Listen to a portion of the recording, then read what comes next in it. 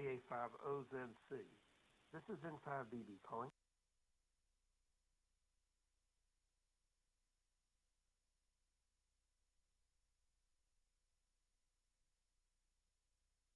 For me or Billy?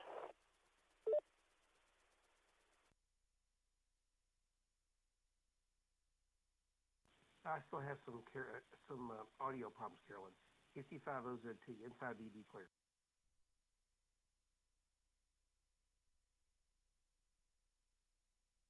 KC50ZT, standing by.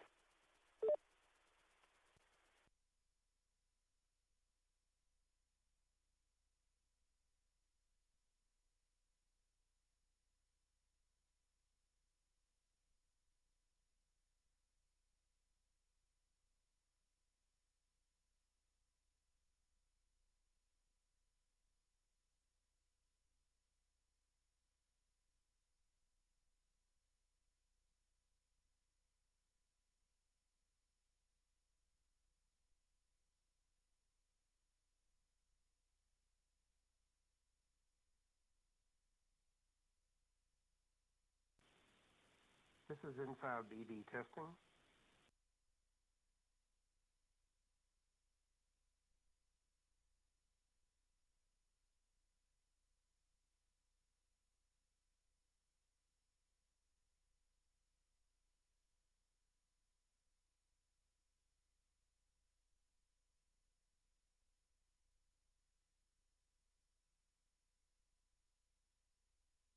N5BB testing.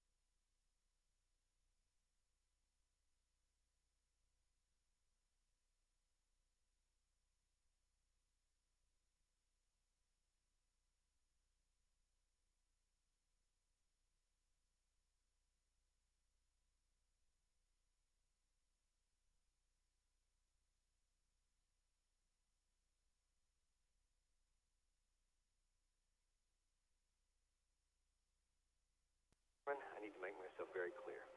If we uplink now, Skynet will be in control of your military. But you'll be in control of Skynet, right? That is correct, sir. Skynet.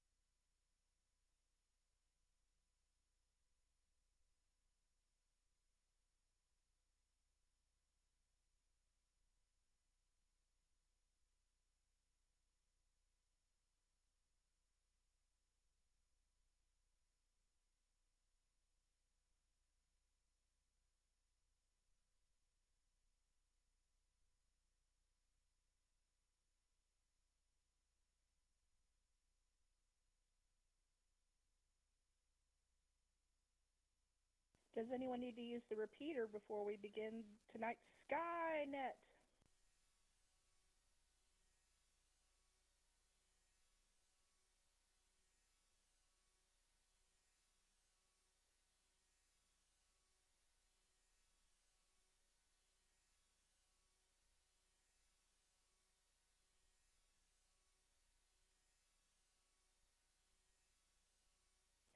This is KF5PDS. My name is Billy, and I'll be your net control for this session of the DARC Skynet. Skynet is a weekly net called every Saturday night at 9 p.m. concerning the subject of astronomy. Our purpose is to help amateurs become more familiar with the nighttime and daytime sky, astronomy, and space in general. This net is open to all amateurs interested in this topic, and we encourage your participation, comments, and suggestions for this net. Stations with priority or emergency traffic may enter the net at any time by using the # break break followed by your call sign. Is there any emergency or priority traffic?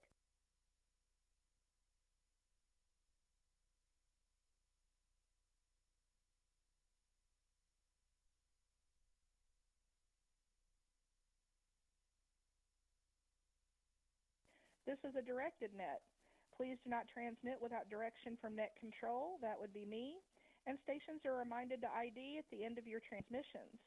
This weekly net operates on 146.880 megahertz with a PL tone of 110.9. Check-ins via Echolink are also possible using the W5FC-R station ID and Echolink node 37247. Tonight's topics: astronomy charts. Hold on just a moment, I'm having a difficulty.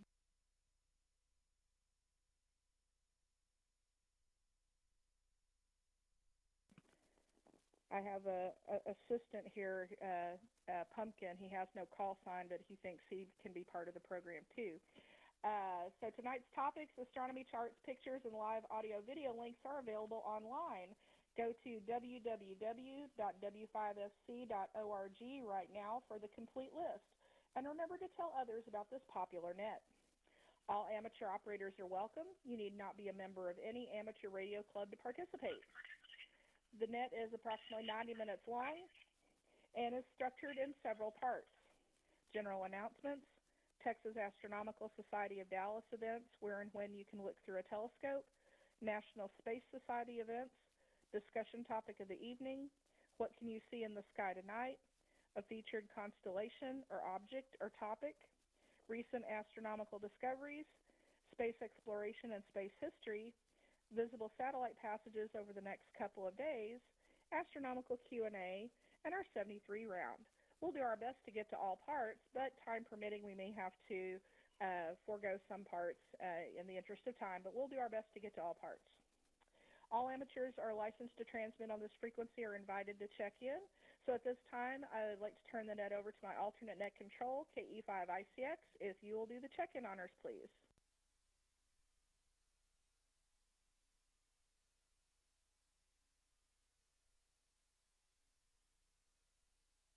Good. Miss Billy, I'll do exactly that. This is Kilo Echo 5, India Charlie X-Ray. My name's Tom. I'm alternate net control this evening. I'll be taking check-ins throughout the night. So we're going to start with low-power short-time check-ins. If you'd like to join us, please come with your call sign, your name, your location. Let me know if you're low-power or short-time so we can ask you questions if we need to. Low-power short-time, please come now.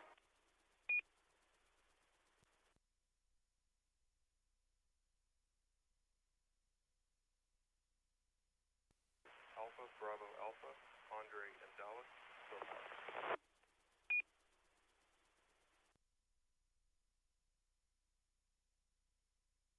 Bravo 5, Tango Mike, Tony, low power portable in Dallas.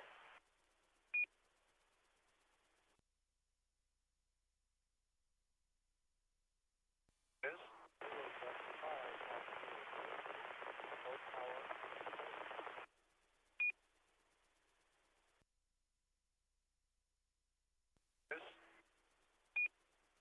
November 5, Whiskey Oscar India, William and Allen. Short time.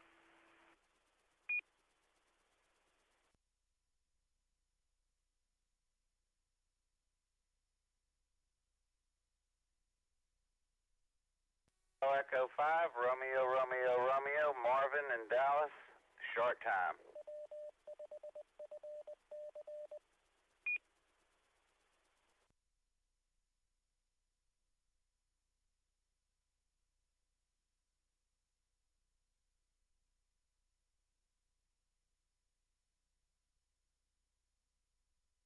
Let's go ahead and get those check-ins. There were actually 5. I got 4 of them. There was a very low audio station, so listen carefully. If you do not hear your call sign, I'll be looking for you at the end of the list here. So I've got N5ABA, Andre, Dallas, low power. NT5TM, Tony, Dallas, low power portable. N5WOI, William and Alan, short time. KE5RRR, Marvin, Dallas, short time. Now there was another station out there. You were very light. I'm going to turn my volume up to 11 so I can hear you. If you'd like to come again, please do so now.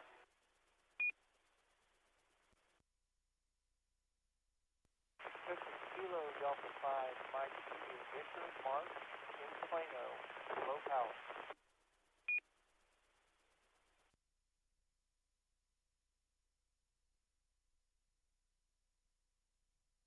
Excellent. I got Mark. I got Kilo Delta 5 Mike, question mark Victor, over in Plano. Would you give me your call sign again twice, please? Kilo Delta 5, Mike, Juliet, Victor. Kilo Delta 5, Mike, Juliet, Victor.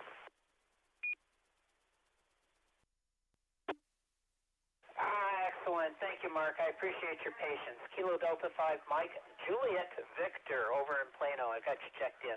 Any other low power short time, please come now.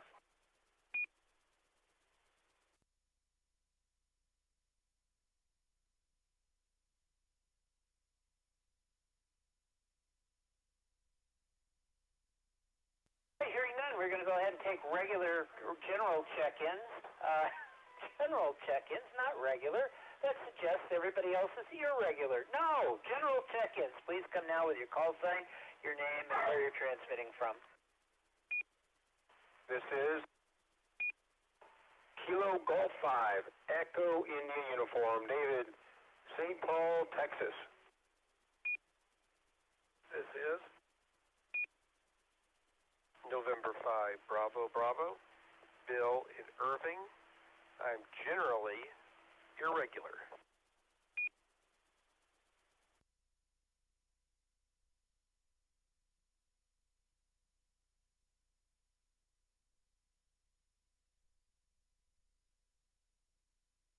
Foxtrot 5, Zulu, Bravo, Lima, Bill, Farmers Branch. Whiskey Bravo 5, Oscar Zulu Lima, Brenda in DeSoto. Kilo Golf 5, Papa, Mike in Richardson. Whiskey Alpha 5, Romeo, Foxtrot, Golf, Rollin, North Dallas. Kilo Charlie 5, Oscar Zulu Tango, Carolyn in Louisville.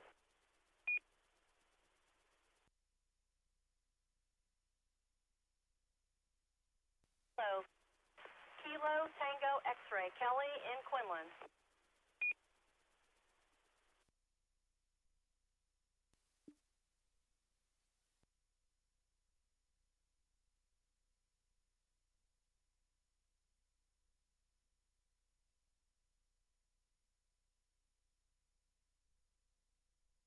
All right, there's a pause there so I could catch up with my speed writing here. Let me get those check-ins. KG5 EIU, David in St. Paul. N5BB, Bill, Irving. Yes, we know you're irregular. Well, semi-irregular. K5ZBL, Mr. Bill in Farmers Branch. You and David, good to see you today. WB5OZL, Miss Brenda DeSoto, good to see you. KG5P. Mike, our resident amateur astronomer, and Richard? Did I say Richard? Okay, I got it. WA5RFG, Roland, I hope I got the right, in North Dallas, KC5OZTEL, let me try again, KC5OZT, Miss Carolyn in Louisville, and K5KTX, Miss Kelly in Quinlan. Additional check-ins, please come now.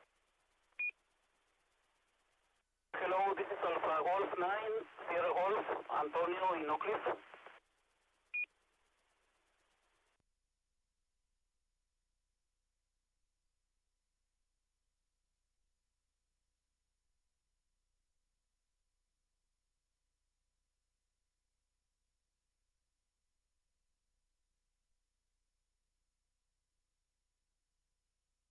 All right, slowed down a little bit. I think Whiskey 9, Antonio over in Oak Cliff. Antonio, could you give me your call sign slowly, and I'll get you on the list.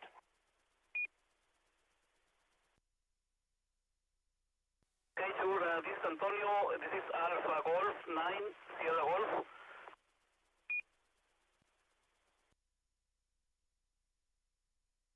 Right, I have Alpha Golf 9 Sierra Golf. Antonio and Oak Cliff. Did I get that right, Antonio? Yes, sir, that is correct.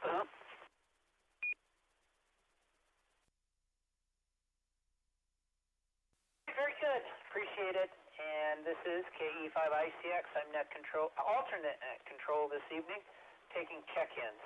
Let me do this. I'm going to go over to Echolink now, and I will come back for additional check-ins over on RF. So on Echolink only, please come with your call sign name. Let me know where you're transmitting from. That's always interesting on Echolink. Echolink only. Please come now. I'll give you extra time.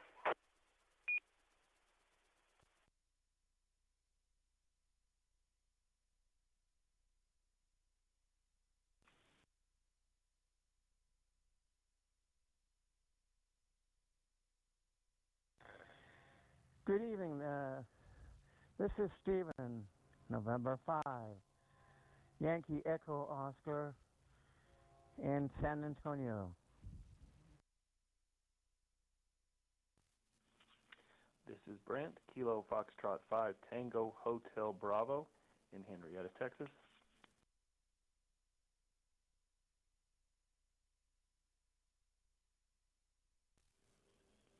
This is Kilo Go 5 Papa Mike November, James, Fort Worth.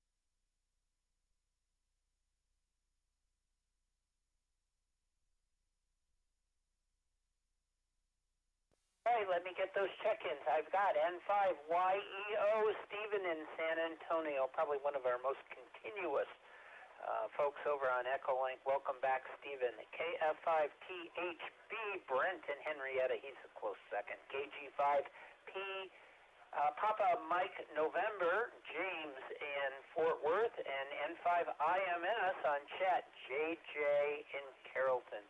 Any additional Echolink, please come now.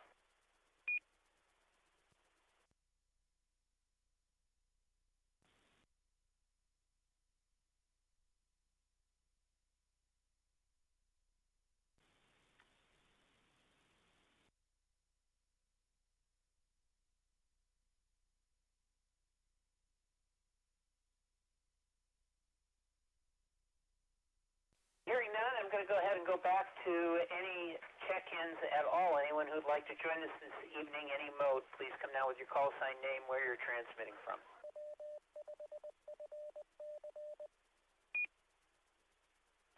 Whiskey 5, Echo Bravo Bravo, Davis in Dallas.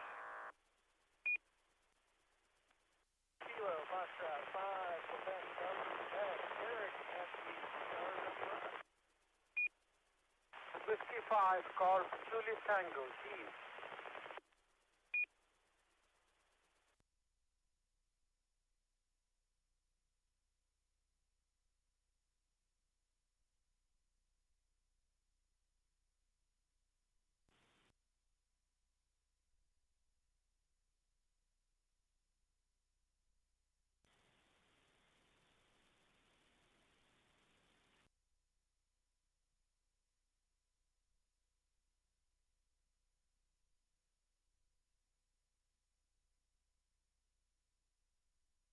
All right, there were a couple of open mics there, or some chunks. Let me see. I got to sort this one out. W5EVV, David. I think Dallas. I got you checked in. KF5. I think it's QDQ. Could you give me your call sign again? I should know, please. I know you're out at the Star Party. Go ahead again.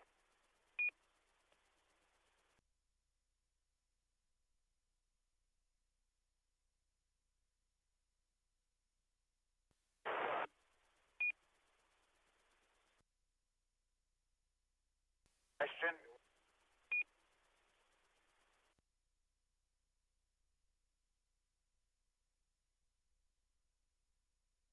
Let me acknowledge this station. I think it's Eric, but I can't remember the call. Kilo Fox 5 Quebec, Delta Quebec, I think, over at the Star Party. And then W5GJT. Keith, I have you checked in. And then the breaking station with the question. Go ahead. Hey, KE5RRR, where's the Star Party at?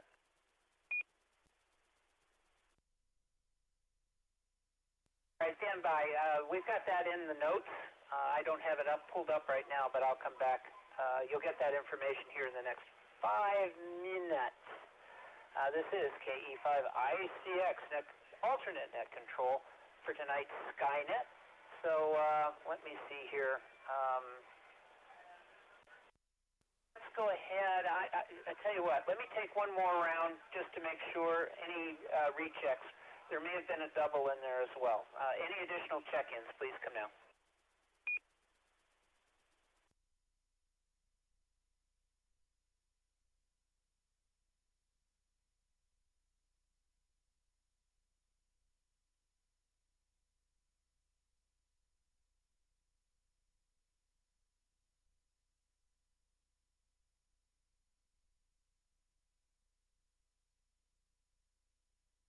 Hearing none, but I do have John, K5JDW. He's up in his summer home in Norman, Oklahoma. I got you checked in, John. All right, I'm going to send this back to net control. Miss Billy, KF5PDS net's back in your hands. This is KE5ICX. All the dogs approve.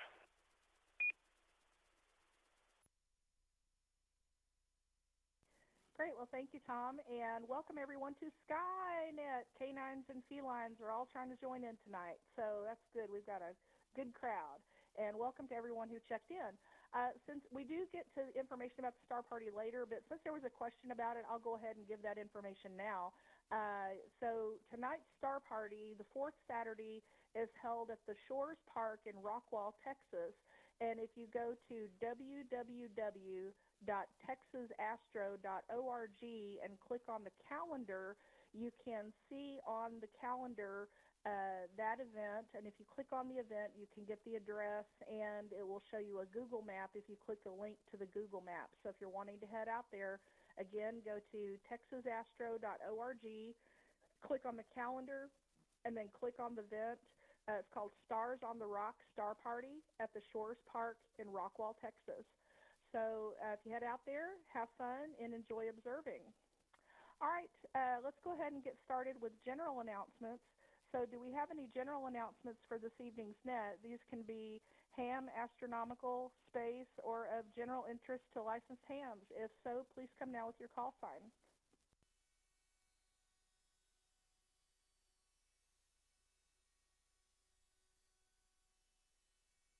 Go 5, Tango Mike.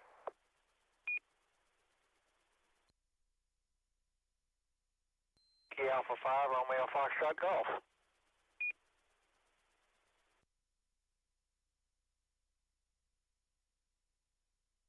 All right, NT5TM. Good evening, Tony. What do you have for us this evening?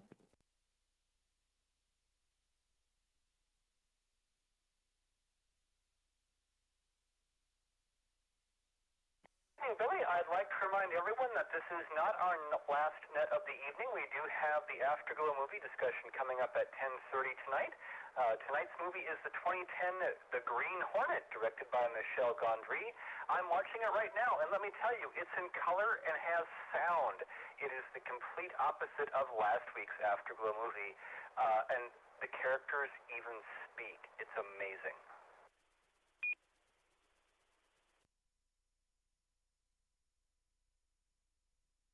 Wait, there's more. We do have a fifth Sunday tomorrow, so there is no Racy's Training Net and Dome meeting on the air.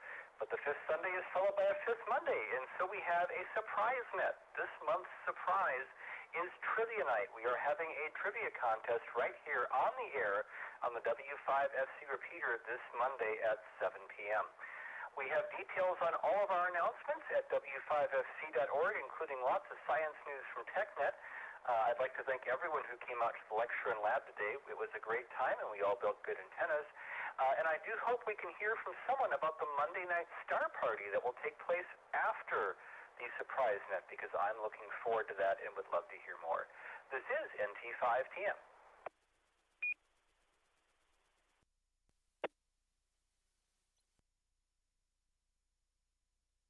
Great, thank you, Tony. I look forward to the surprise net. It's always a pleasant surprise. And I believe we have another announcement from Kilo Alpha 5 Romeo Foxtrot Golf. So please come ahead with your announcement, sir. And that's Whiskey Alpha 5 Romeo Foxtrot Golf. And if you listen to TechNet, you may have already heard this, but in the latest issue of Scientific American, there is an article on sunspots. And for all of us that have been disappointed with what the HF bands are doing, this explains what's going on. It seems that we're all, I'm sure, familiar with the normal 11-year cycle of sunspots. But scientists have recently figured out that in addition to the 11-year cycle, there is three others. One of them is 88 years.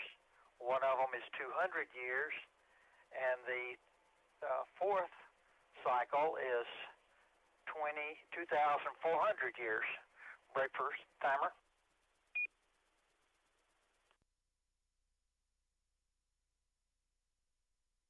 And the reason that things are so miserable right now on the HF bands is we are in a spot where all four of the different cycles are all at their minimums. So it's all kind of ganging up on us, and even though the 11-year cycle is starting to pick back up, the 88, the 200, and the 2400 are still going to be at or near their minimums, so we can expect that there's going to be minimal sunspot activity for some time yet. Back to the net, over.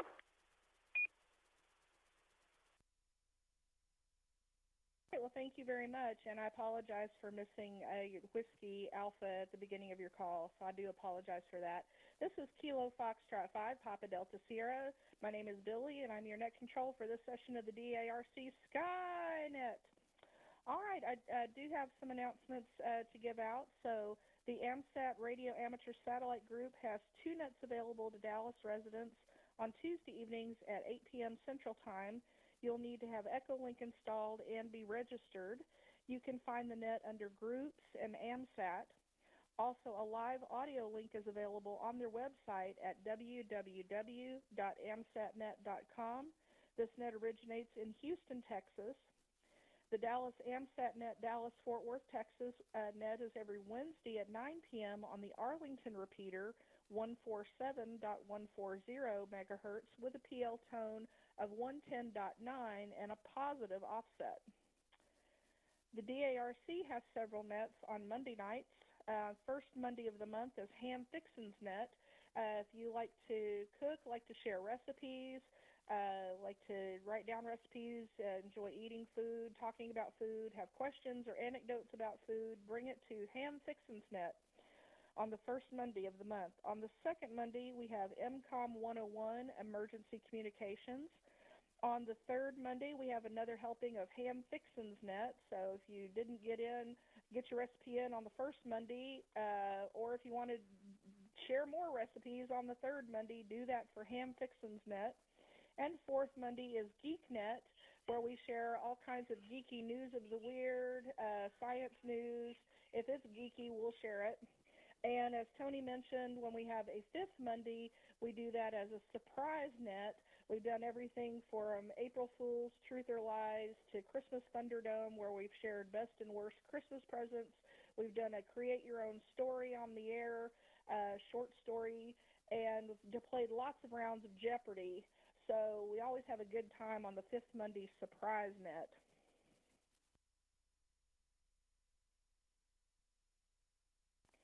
On Wednesdays, we have the Veterans Net the first and third week from 7 to 8 p.m. Central Time, and Saturdays is the Night of Nets. with TechNet from 7 to 8 p.m., and of course, Skynet at 9 p.m. The ARRLNet National Traffic System Training Net is every night at 6:30 p.m. Central Time, and all are welcome to check in on any or all of these nets. And as Tony mentioned, we will be having the Afterglow info. So the Afterglow movie net, and this evening's movie is The Green Hornet. Tom, KE5ICX, would you like to read out the info for tonight's Afterglow movie?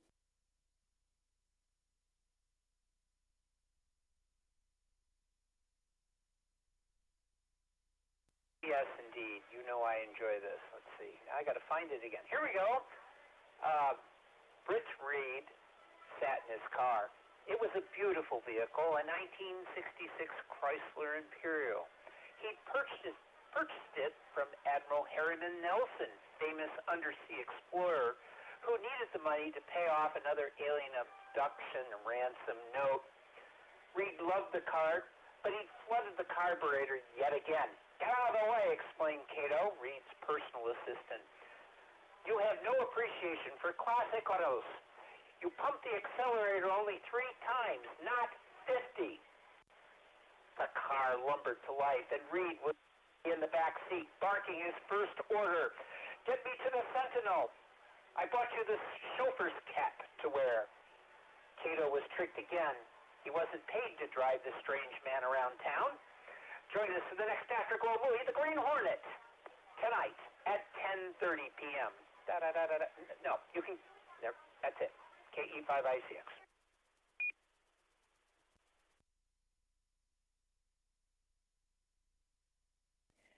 Awesome job. Thank you, Tom. And as Tom mentioned, the Green Hornet Afterglow movie following this net tonight at 10:30. And you can keep up with all the DARC nets, events, and activities by going to the club website, w5fc.org. All right, our next segment is Texas Astronomical Society of Dallas events, where and when you can look through a telescope. So if there's anybody at the, we mentioned the Stars on the Rock at Shores Park in Rockwall, Texas. The Star Party is going on as we speak. So if there's anybody on site at the Stars on the Rock Star Party that would like to give us some detail on what you're observing tonight, we'd appreciate you checking in. If you'll just come now with your call sign.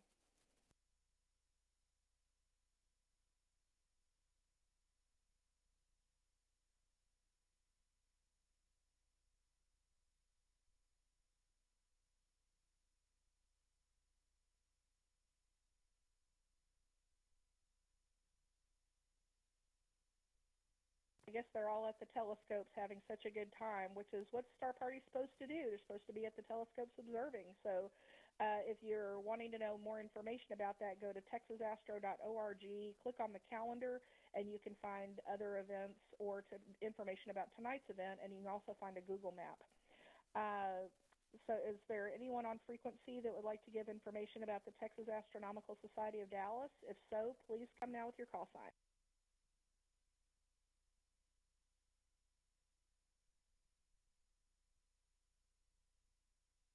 KTS.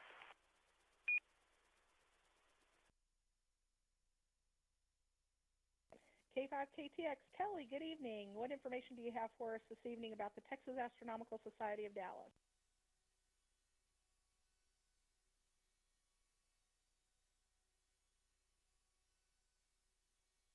This is K5KTX, and the Texas Astronomical Society of Dallas has a lot of different events going on, starting with the monthly meetings, which are held on the 4th Friday of every month, except for November, when it's the 3rd Friday due to Thanksgiving, and we usually don't have a meeting in the month of December. The meetings are held at the University of Texas at Dallas campus in Richardson. The meeting begins at 7:30 p.m. in the Science Learning Center building, which is SLC Sierra Lima Charlie on the campus map. The best place to park is in Lot H, where we've been given permission to park in orange, gold, or green spaces on the Friday nights of the meetings. You can park anywhere else as long as you choose a green space. Otherwise, you risk getting a ticket. The meetings include programs presented by members or guest speakers, a slideshow of the current constellation of the month. So the July meeting was last night, and our speaker was our own KF5JHA, who had the moon rocks and did a presentation on that. I unfortunately had to miss it because I was working. But anyway, I do not have information for the August meeting, but you can always go to texasastro.org, and hopefully that will get posted soon.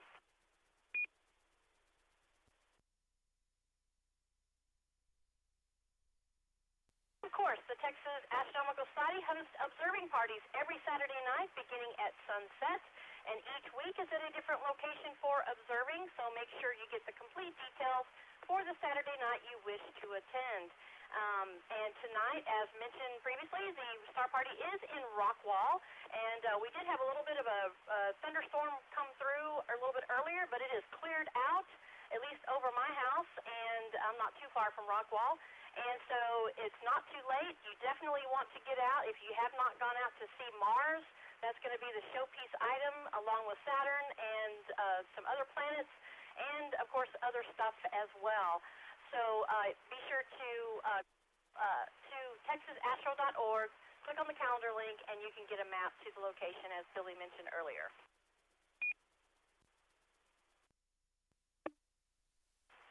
Now, we do have a special event that's coming up on this Monday, July the 30th, weather permitting. In conjunction with the National Space Society, we will be having a once-in-a-lifetime Mars opposition viewing event at Brookhaven College. And there's going to be a couple of things now that are going to be happening at this event. First off is Ken Ruffin from the National Space Society will be doing a presentation in Building K in room 120. His presentation is titled Mars Exploration and Settlement.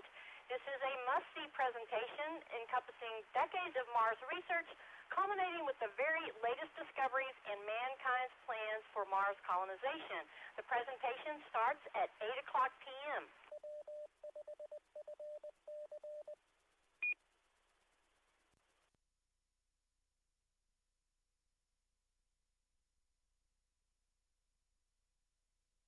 The plaza that's directly between buildings K and X. And again, this is at Brookhaven College over in Farmers Branch. And the event, the telescope viewing begins at 9 o'clock p.m. So you might want to bring your own chair if you're going to be there for a little bit. It is kind of a come-and-go thing. It will last until about 11 o'clock. And they will post a go, no-go on the Texas Astronomical Society Facebook page, as well as the TAS Star Party hotline, which if you have a pen and a piece of paper, that number is 214-800-6000. 214-800-6000.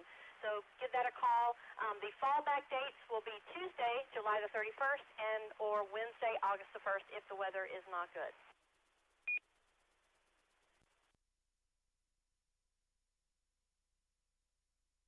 If you have not seen Mars yet, this will be another opportunity for you to take a look at it while it's at its closest to Earth. And I think that's all I've got. This is K5KTX. Back to the net.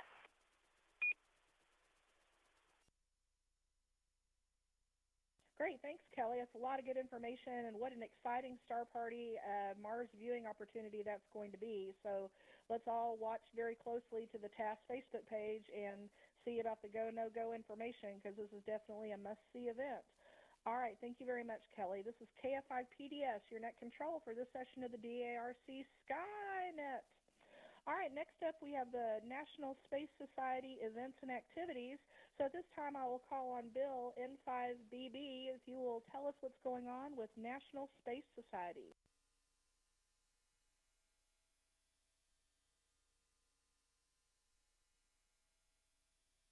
Good, this is N5BB, and I don't have very much.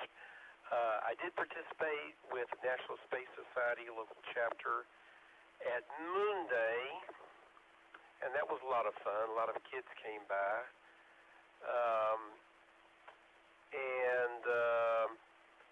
We had an event today, but I could not be there because only 3 adults were allowed to be there from our group. It was at a school in Plano. It was a STEM event. So it was an event on the girls in STEM at a Plano High School. That went on today. I guess the next major thing coming up is the National Space Society local chapter meeting on Sunday, August the 12th. The local group meets on the second Sunday of every month in Irving at the corner of 183 and Beltline at Spring Creek Barbecue about 3:30 on August the 12th. And that's all I have for now. And by the way, there is a convention in Austin. This is unrelated to space, but there is an amateur radio convention in Austin, the Austin Summerfest, this Friday, August the 3rd, and Saturday, August the 4th. Starts about 6 p.m. August the 3rd, Friday, at the Crown Plaza Hotel, northeast corner of Highway 290 East and I-35 in northeast Austin. And then we'll continue on Saturday. Any questions about the Austin Summerfest Convention, contact me, N5BB@ARRL.net. Thank you. This is N5BB.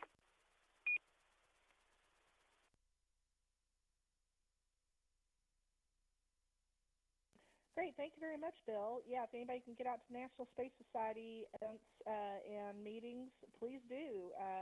I would love to make some of those myself. I'm going to definitely try in the near future to do that. So thank you very much, Bill, for bringing that information. And welcome to K5KOB from Dayton, Ohio, Philip on Facebook. Welcome, sir. We're glad that you could join us on Facebook. So hello to all our Facebook friends. All right, at this time, we have the discussion topic of the evening. And so last month, I chose one of the NASA analog missions, NEMO, and spoke about that. But I kind of felt like I got a little ahead of myself because I was not familiar with the analog missions. So I thought I would back up a step and do an introduction and do a multi-part series on NASA analog missions. So tonight and in future months on my net control shift, I will be discussing different analog missions that NASA has to help us with space exploration. So tonight I was going to do an introduction, what are analog missions, and talk about the first one on the list, which is Hera. This will begin a multi-part series on NASA analog missions. And you can watch over, I believe, on the Facebook Live for the slideshow with pictures. And you could also find this information. I'm not going to read every single detail, but you can find detailed information on nasa.gov about analog missions. So first, to start off, what is an analog mission? So an analog is a situation on Earth that produces effects on the body similar to those experienced in space, both physical and mental emotional. These studies help prepare us for long-duration missions. And NASA is associated with at least 15 analog missions throughout the world. So why do we use analog missions? Well, analog missions will prepare us for near-future exploration to asteroids, Mars, and the Moon, and analogs play a significant role in problem-solving for spaceflight research. Not all experiments can be done in space. There's not enough time, money, equipment, and manpower. Countermeasures can be tested in analogs before trying them in space, so those that do not work in analogs will not be flown in space.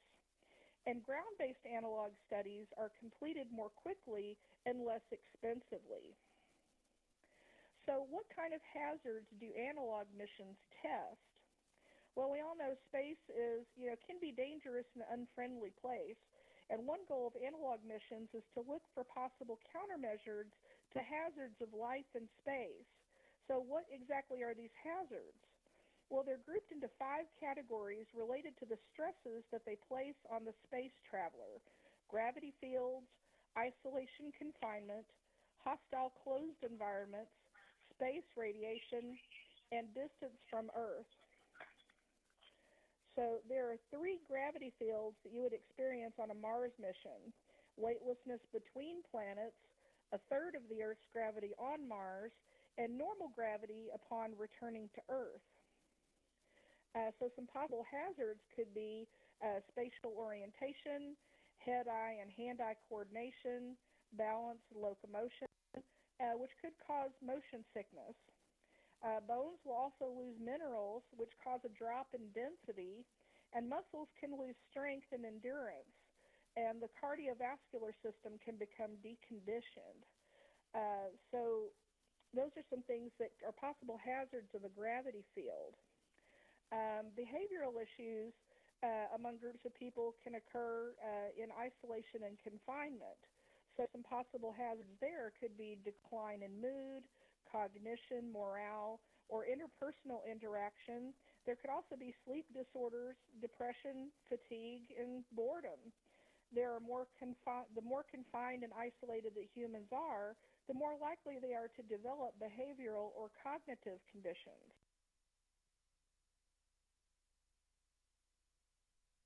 Another hazard is hostile or closed environments. You know, the ecosystem inside of a spacecraft plays a big role in everyday astronaut life, and microbes can change characteristics in space. Microorganisms that naturally live on your body are transferred more easily from person to person in a closed habitat.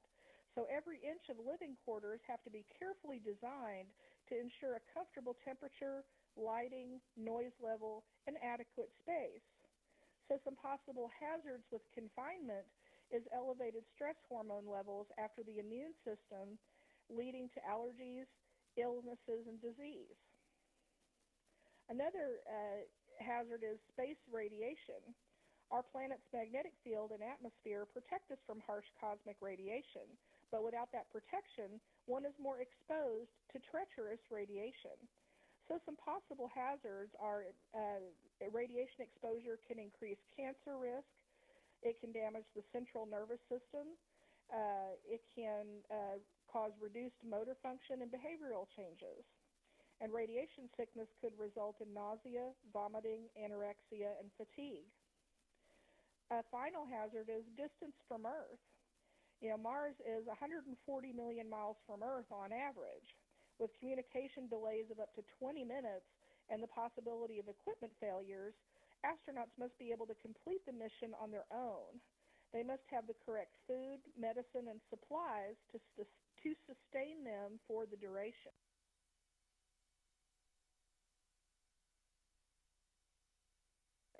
So analog missions are field tests in locations that have physical similarities to the extreme space environments.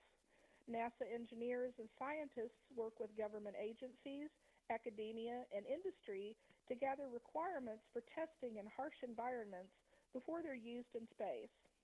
Tests can include new technologies, robotic equipment, vehicles, habitats, communication, power generation, mobility, infrastructure, and storage.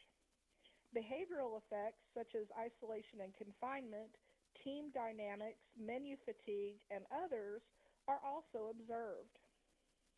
Analogs provide NASA with data about strengths, limitations, and the validity of planned human robotic exploration operations.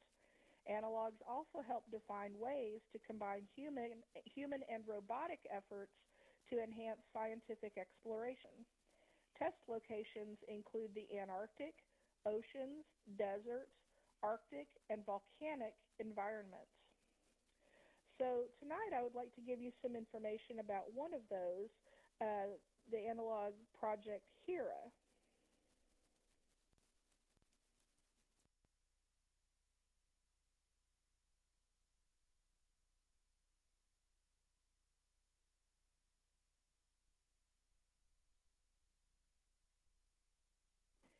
HERA is an acronym that stands for Human Exploration Research Analog. And the HERA campaign, it plans for campaigns of incremental duration, which began in 2014 with 4 7-day missions. A campaign is defined as one integrated protocol with one primary mission scenario consisting of multiple missions in order to meet study, study subject requirements. Studies designed to utilize the capabilities of HERA are integrated with other investigation on a non-interference basis and run together as one integrated campaign. Planned mission durations may range from 7 days up to 45 days. The HERA planning schedule currently anticipates 4 missions per year, 1 per quarter, of 45-day duration in 2018. They just finished Campaign 4. What are some features of HERA? HERA is a 2-story, 4-port habitat residing in Building 220 at NASA Johnson Space Center. It's cylindrical with a vertical axis and connects to a simulated airlock and hygiene module, which is Figure 1. The total space comprises of 148.6 cubic meters, or 636 square feet, distributed as follows. There is a core, which is 187 square feet, a loft, which is 349 square feet, an airlock that is 42 square feet, and a hygiene module that is 58 square feet. HERA facility capabilities include a network that allows electronic research data and voice communications to be exchanged between the crew and ground controllers located in Building 220.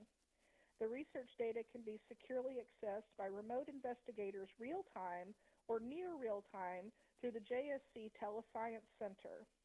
HERA has a surveillance video and audio system, flight-like timeline, and procedure viewer to provide a space mission experience.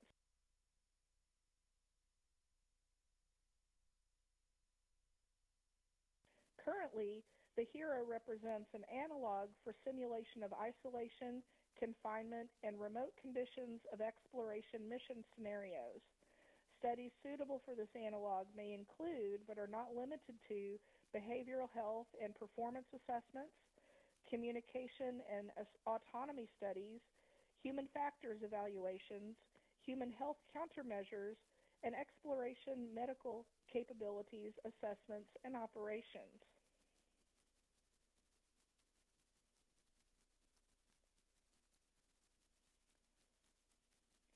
So some of the facility capabilities, there's a mission control center for real-time interaction with HERA subjects.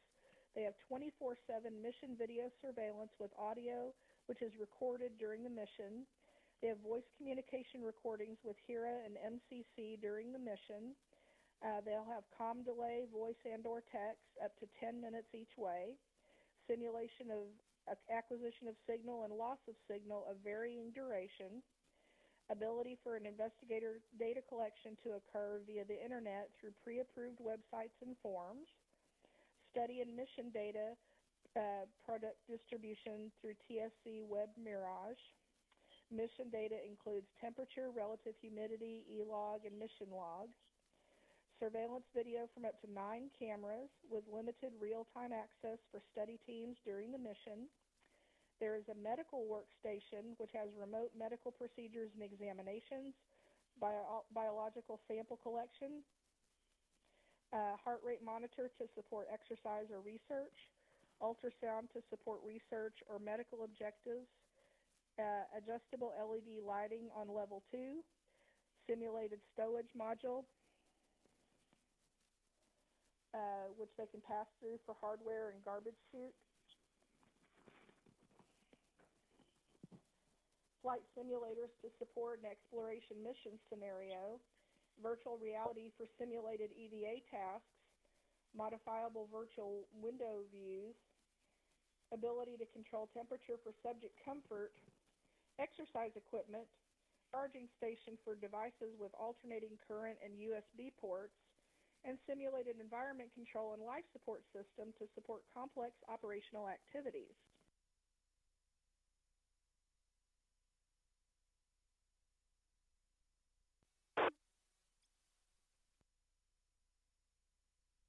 With regards to dietary conditions, participating subjects are provided a minimum of 3 meals each day. There's diet and core menu as based on NASA spaceflight nutritional requirements. Once a crew is selected, Specific crew caloric requirements are determined by using the Mayo Clinic calculator. A core menu of food items is provided with a flight-like combination of thermostabilized, rehydratable, and natural food items. Food items may be provided by the JSC Food Lab as well as off-the-shelf food items as needed to meet caloric requirements. Feasibility of studies with specific dietary needs will be assessed on a per-study basis. The requirements of the subject are, there are 4 subjects per mission. They must be U.S. citizens or hold a U.S. permanent resident card, a green card.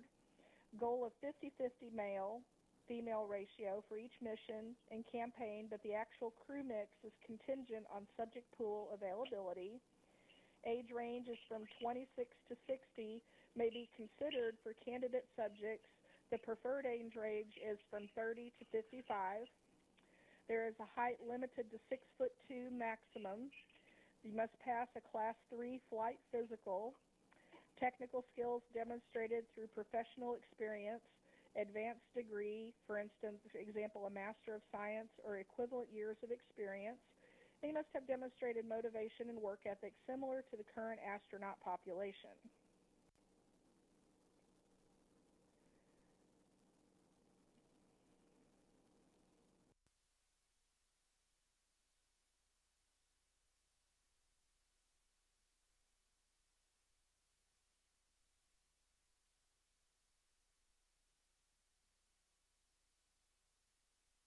So let me see if I can give you some details on a mission.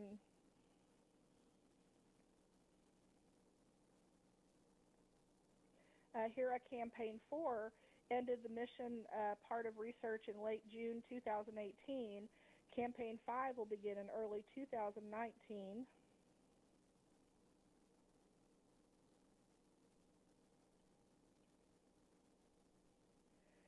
So just to give you an example of what went on, Campaign 4 studied behavioral performance, real-time estimation of the effects of a simulated long-duration exploration mission on flight performance, workload, and situation awareness. The principal investigator was Kevin Duda. Quantifying and predicting operationally relevant performance in a long-duration spaceflight analog. Principal investigator was Gary Strangman, and behavioral health and performance standard measures. Principal investigator was Jason S. Schneiderman. For team performance, they studied a U.S.-Russian collaborative proposal for data collection in HERA, the relationship between composition, interpersonal relations, and team effectiveness in space crews. Principal investigator was Suzanne Bell.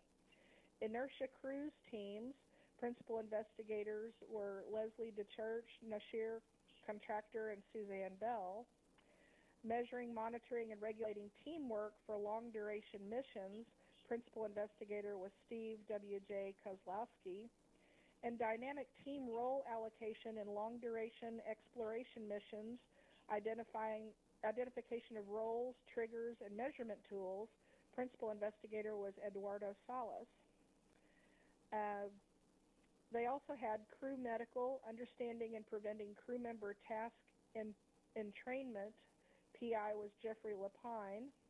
The impact of diet on human immune response and net nutritional status during adaptation to spaceflight. PI was Grace Douglas. There were some others, but I know I'm running a little short on time here. So some of the programs that they studied under enabling technologies was evaluation of the validity, acceptability, and usability of biomathematical models to predict fatigue in an operational environment. PI was Aaron Flynn Evans. And StarWatch to deliver objective sleep measures for spaceflight operations. PI was Daniel Mollicone. And they also had ISS FIT, which is a food intake tracker, which was investigated principally by Sarah R. Zwart. So I will leave it at that. You can check out more details, the HERA analog mission, by going to nasa.gov. And there's loads more details. There's even a detailed document that was on the Hera module if you're interested. So this is KF5PS, your net control for Skynet. And at that, I will leave it. Next month, I will discuss a different analog mission. All right, so at this time, I'll turn that over to KE5ICS if you'll see if we have any additional check-ins, and then give our word on what we can sky over the next couple of weeks.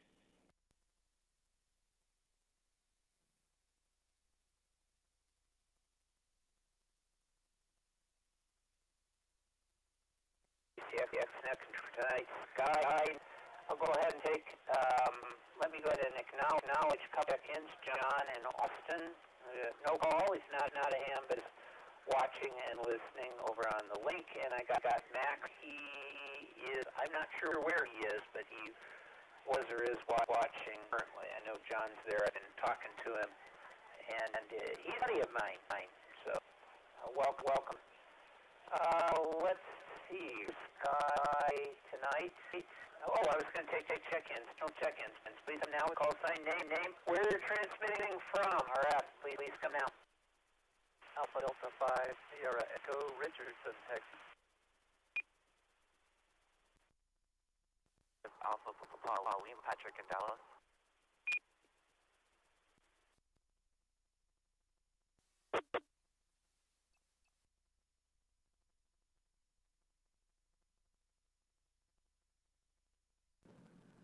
Kilo Golf 5 Tango November for Foxtrot Johnny Mobile in Terrell.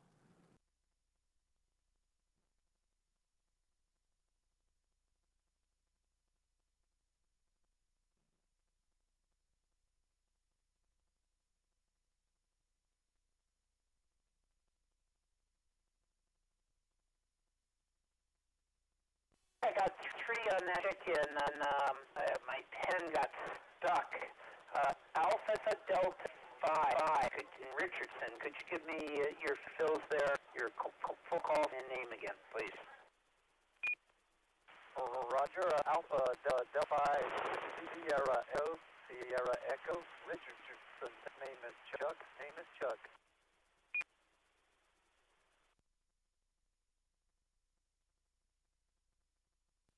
All right, Alpha Delta 5, Echo, Chuck Richardson, and thank you, I appreciate you. So, KG55PL, Patrick in Dallas, KG5TNF, Johnny, Mobile in Terrell. Additional check-ins, please, come now.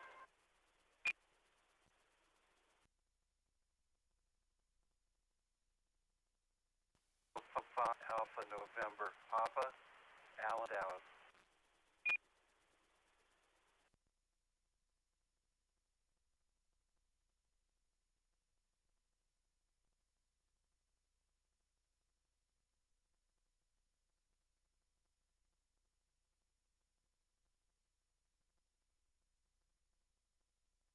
Right, I've got K5ANP, Alan in Dallas. I think I got all the rest checked in and some of the irregulars. Well, I know I have the irregulars checked in as well.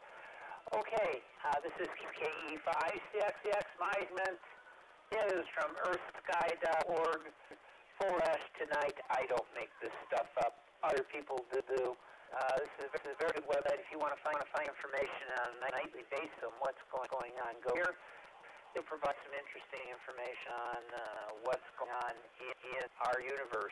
On July 8, 2018, we're smack dab of an eclipse season, one of 2 periods every year when eclipses can and do occur because the moon crosses the ecliptic, the orbital plane, on the time of new and full moon.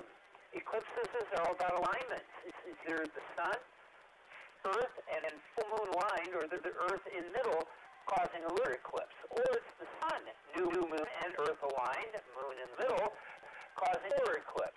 Eclipse seasons occur in periods about 170 days, somewhat less than 6 calendar months. Enabling these three bodies line closely enough in space for 2 to 3 eclipses to occur. We had a partial eclipse on July 13, 2018, followed by a total lunar eclipse on July 7, 2018. partial solar eclipse will take place on August 11, 2018. That will total of 3 eclipses for this lunar month and eclipse season. An eclipse season lasts somewhere around 34, 38 days, and a full moon or new moon occurring within this period will undergo an eclipse. Then another eclipse season 6 months later. Thus, two full eclipse seasons always occur each year, and we have at least 4 eclipses, solar or lunar, each calendar year. In rare instances, however, it's possible to have as many as 7 eclipses in 1 year.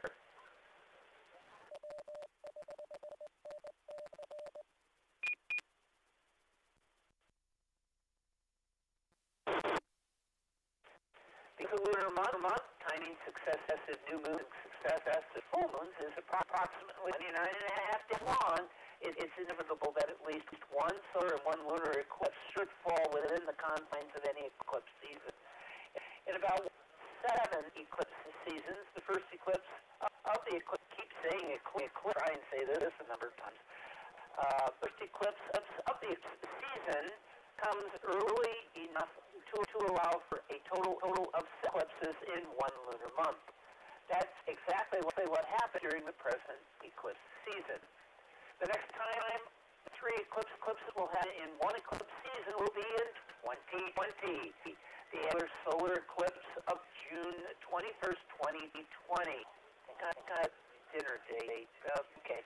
Which occurs near the midpoint of the eclipse season will be flanked by penumbral,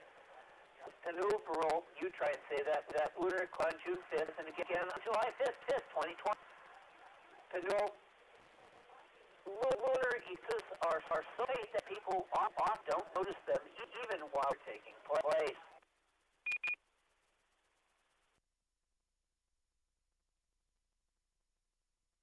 Eclipse nears the midpoint of the eclipse season, whether it's lunar or solar, presents a central eclipse. If it's a lunar eclipse, it's a total eclipse of the moon, the sun. And if it's a solar eclipse, it's either a total annular eclipse of the sun. Because of the full moon on July 27th, 2018, happened near the point of the eclipse season, it staged a total lunar eclipse. This full moon closely coincided with the apogee, the moon's farthest point from Earth, in its orbit. All added up, that meant a particularly long-lasting lunar eclipse.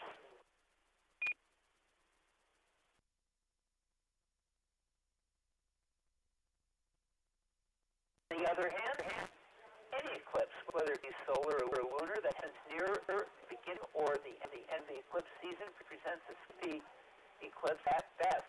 Solar, it will be a partial eclipse of the sun. If lunar, it will be a partial or penumbral, you try and say this, penumbral eclipse of the sun.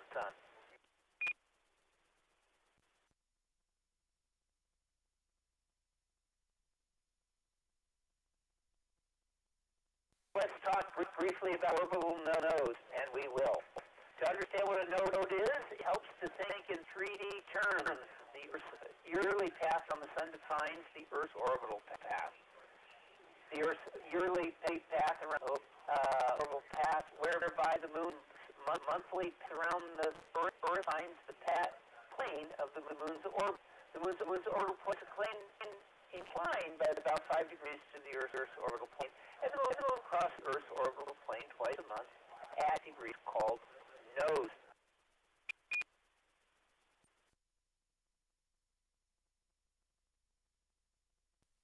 The eclipse season occurs at the eastern of the moon's line of nodes points directly at the sun.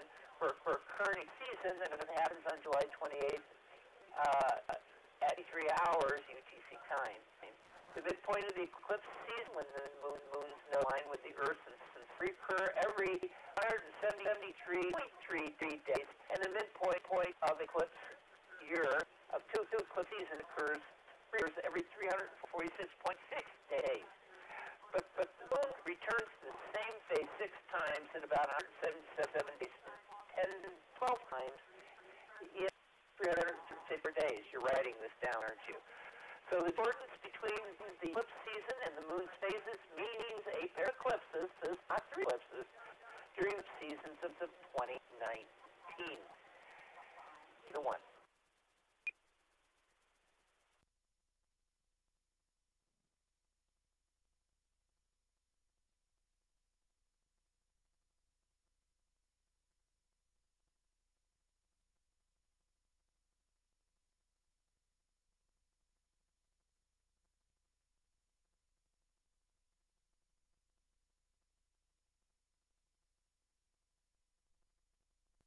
Of the season, when the moon's nodes align with the Earth and the Sun, recurs every. What's that? Boy, I'm getting lost here. What eclipse season later? Let's see. What do we have? So the discord between the eclipse season and the moon phases means a pair of eclipses during the eclipse seasons of 2019. So let's see. January 6, 2019. Partial solar eclipse. January 1st, total solar eclipse. Just two seasons, one eclipse later. July 2nd on 2019, total solar eclipse. July 16, 2019, partial solar eclipse. However, 19 eclipse years, or 38 eclipse seasons, are nearly concurrent with 223 lunar months. Oh my God, this is my story problem. 223 successive returns to the new moon or full moon. This cycle to 223 lunar months, which is 6,582 days, is known as the Saros cycle. And depending on the number of meeting leap years, represents a period of 18 years, 11.2 days, with 4 intervening leap years or 18 years at 10 point. Train leaves the station going at 50 miles an hour. Therefore, the eclipse is coming from 18 years previously in July 2000, 18 years later in August of 2036. Showcase three eclipses with similar geometries to those taking place in July and August of 2028.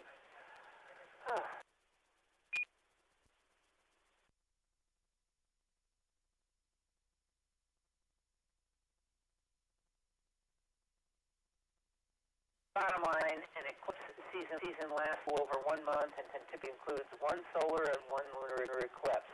In one set eclipse seasons, the eclipse comes early enough so that 3 eclipses are possible. That's the case with the current eclipse season.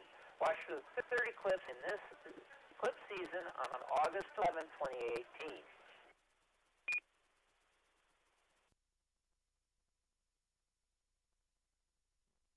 I'm sure there's all the math work. Billy will give you the math because she's really good at that. And she'll explain it completely to you later. So I'm going to send this ahead and return the net to our net control, Billy, KI PDS. I'm tired. Back to you.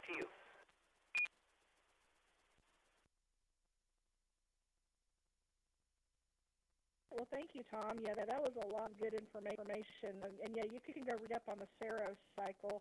I usually go to math when I do the calculation of Easter and then a history of eclipse. So I can spare you that night. But you can also go to find what you can see in the sky to the U.S. Naval Observatory website. www.usno.navy.mil. You can just Google U.S. Naval Observatory, and you can find more details on beautiful objects that you see in the sky this week. All right, this is KFI PDS. That's Billy. You're in control for this session of the DARC Skynet. So at this time, let's turn the net over for the featured constellation. Before I turn the net over, you can go to w5fc.org to follow along with the maps and pictures and images. So at this time, I'll turn the net over to Marilyn, KC50ZT. The net is yours.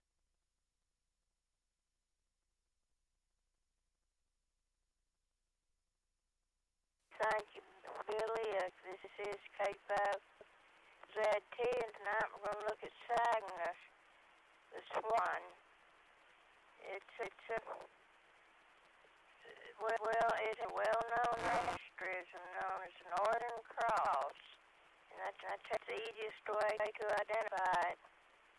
And there's several things stars in it. The Danube,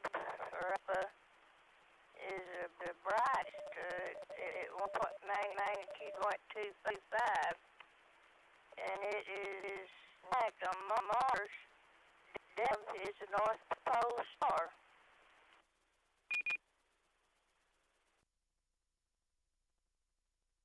If you look at the center of the cross, around Gamma Cygni, it's a beautiful bright star about magnitude, but the whole region is surrounded by diffuse nebula and numerous stars. It's a beautiful sector of the constellation to look at, and then at the very bottom of the cross, you have Beta. That's Ario. It's a binary star, but there's a single core star naked eye.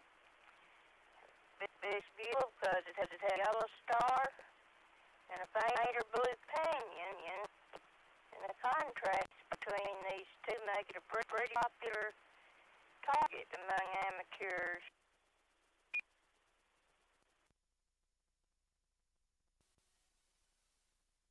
And of course, being in the Milky Way, we've got quite a few beautiful deep sky objects. At the northern edge of it, of the constellation, we have the Fireworks Galaxy, NGC 66946, and that's an intermediate spiral galaxy. And worth watching because 9 supernovae have been seen. The last 3 in 2002, 2004, and 2008. So there's still a chance to find them.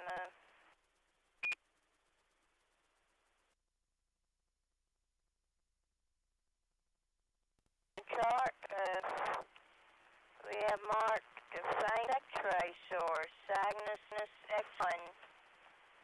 It's one of the strongest seen from Earth, and it was first discovered in 1964 during a rocket flight. It's known for being the first X-ray source believed to be a black hole candidate. It orbits a supergiant variable star and two form a binary system.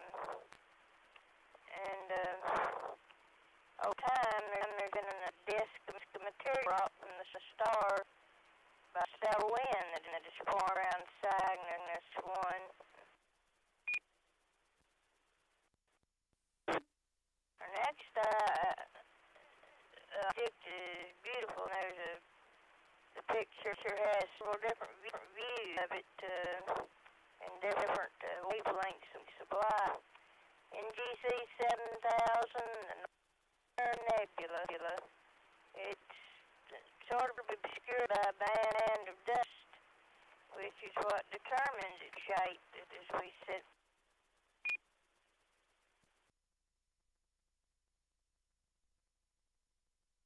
And it is an emission nebula. Its magnitude 4, so very large. But you have to have binoculars to see it because it's bright and it's pretty low. And most of the star-forming activity occurs in the part that would correspond to Mexico and Central America part, so to speak.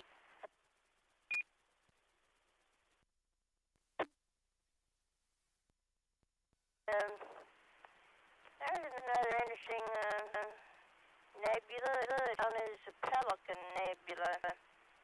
It has IC numbers 5070 and 5067 to the mission magnitude 8, and got its name because it resembles, of course, a pelican.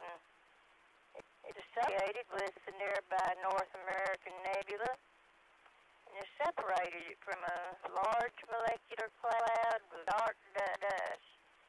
But it's located near Deneb and can be found to the northeast of the star, which helps.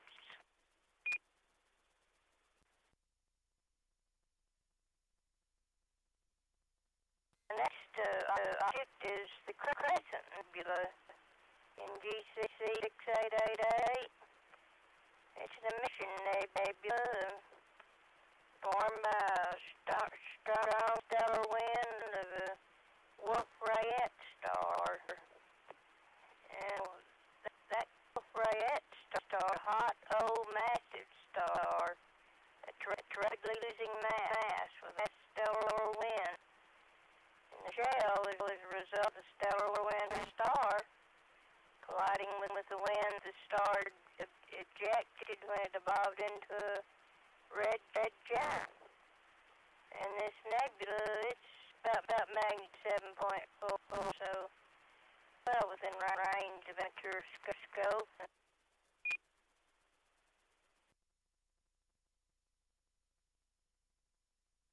And we have one next object is called the Cygnus loop, large supernova remnant, and it's almost 3 degrees across in the sky. But it's, like I say, in the mid-nebula, and the arcs of the loop that emit visible light are known as the Veil Nebula.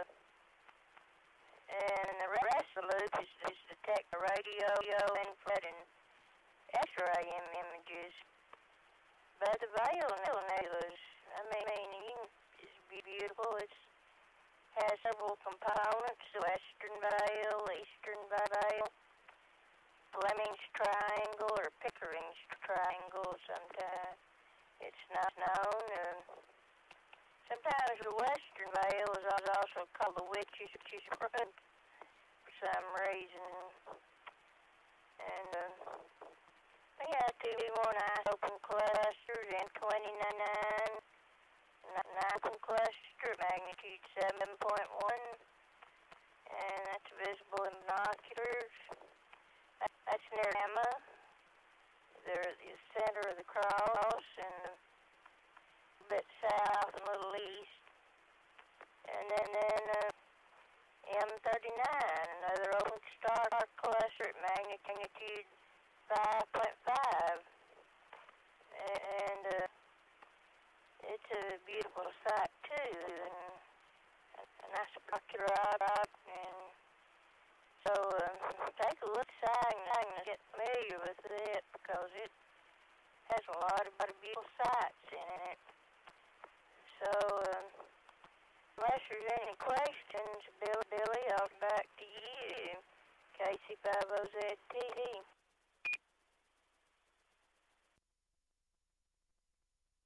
Great. Well, thank you, Carolyn.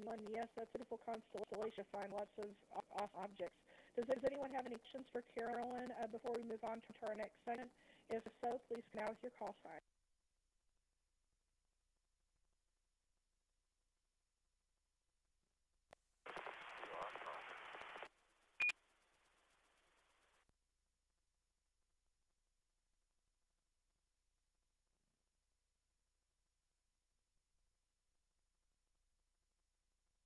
Yeah, I heard someone, but call sign was not discernible. Were you checking it in? Did you have a question? If so, please come in now again. Maybe try to boost your or improve your position.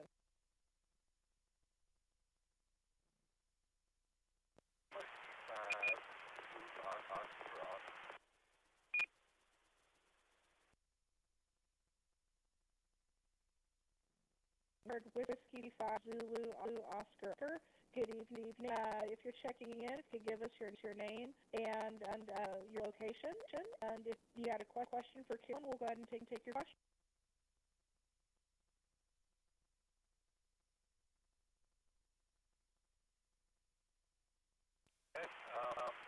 Zulu Oscar, Texas,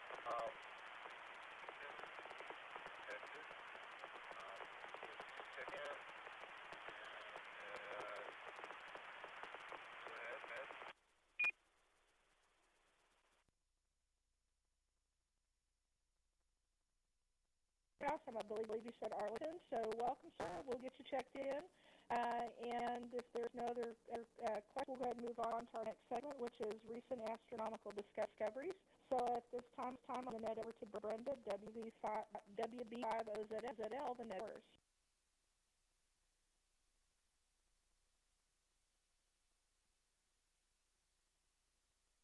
Thanks, Billy.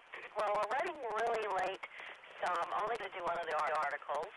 And the one selected is called Where Martian Dust Comes From. The dust that coats most of the surface of Mars originates largely single 1,000-kilometer long geological formation near the planet's equator, scientists have found.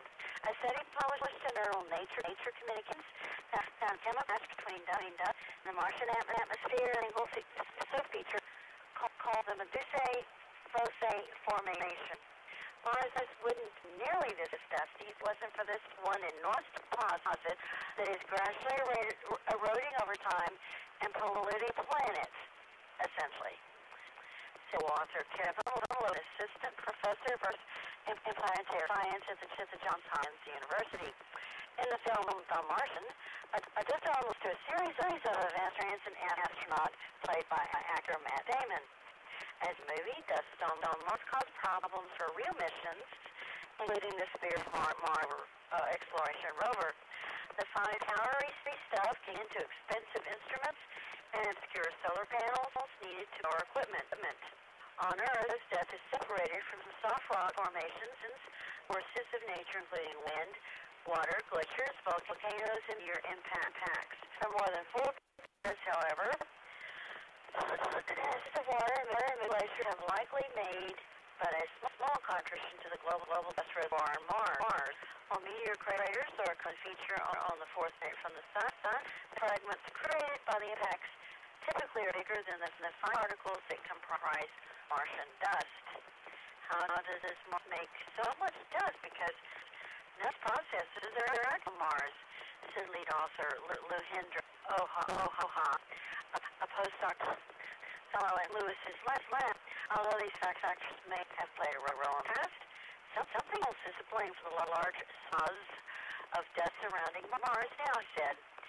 Oha and the science team looked at the dust's chemical composition. Landers who are far apart on the planet have all reported surprisingly similar data about dust. Everywhere on the planet is enriched in sulfur and chlorine, and has this very distinct sulfur to chlorine ratio, I said. They also studied data captured by the spacecraft Mars Odyssey, which has orbited the planet since 2001. Oha and his colleagues were able to pinpoint the MFF region as having an abundance of the sulfur and chlorine, as well as a match to the ratio of sulfur to chlorine Mars dust. Earlier findings suggest that the MFF had a volcanic origin. 50% of the continental United States size, the wind has eroded it, leaving behind an area that is now more like about 20%. Yet it is the largest volcanic deposit in our solar system. When carved ridges, known as yardings, are the remnant erosion. By calculating how much of the MFF is lost over the past 3 million years, scientists could approximate the current quantity of dust on Mars and form a 2 to 12 meters global layer. Dust particles also affect Martian by absorbing solar radiation, resulting in lower temperatures on the ground level and higher ones in the atmosphere. This temperature contrast can create stronger winds, leading to more dust being lifted from the surface. Also, dust storms happen every Martian year, which is twice as long as an Earth year. Global dust storms can form about every 10 or so years. It just explains potentially one big piece of how Risk got to her state set. All right, I'm going to turn back to the net. This is WB5 of ZL.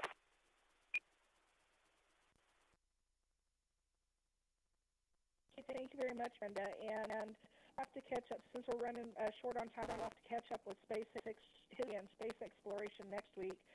We'll visit those items with K5 KTX week.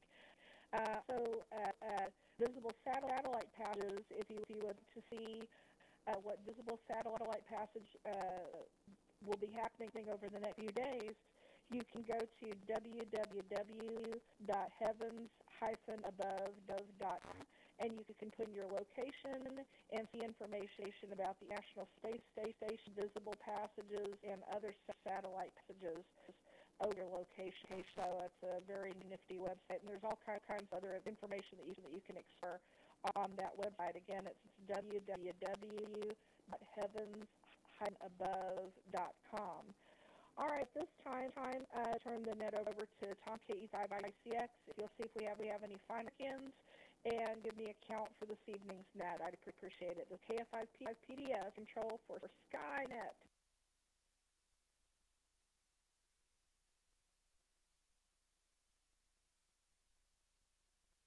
Good. This KE5ICX, alternate control for this evening's Skynet. I'll go ahead and make final check-ins. If you could join us this evening, please now with your call sign name, where you're transmitting from. This is Last Call. KE5 RRR, Highland Park, Marvin.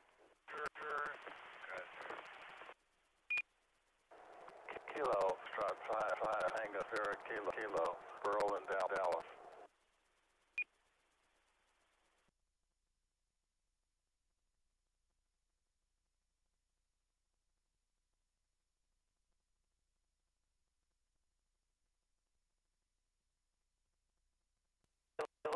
There are two or three I got. There was a double, but I did get KE5 Triple Marvin in Highland Park.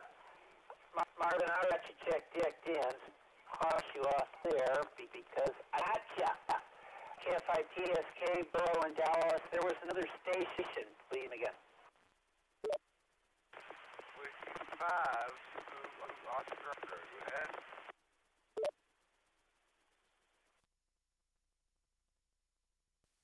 Whiskey Tango Hotel, William and Dallas.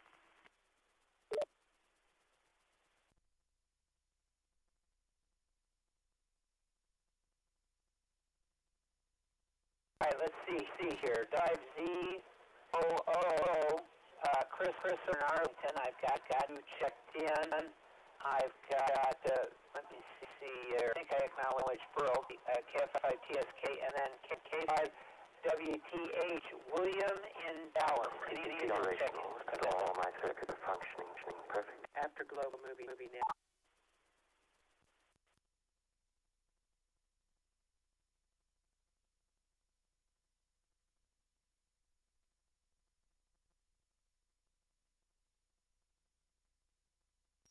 We have 34 check-ins, so net control.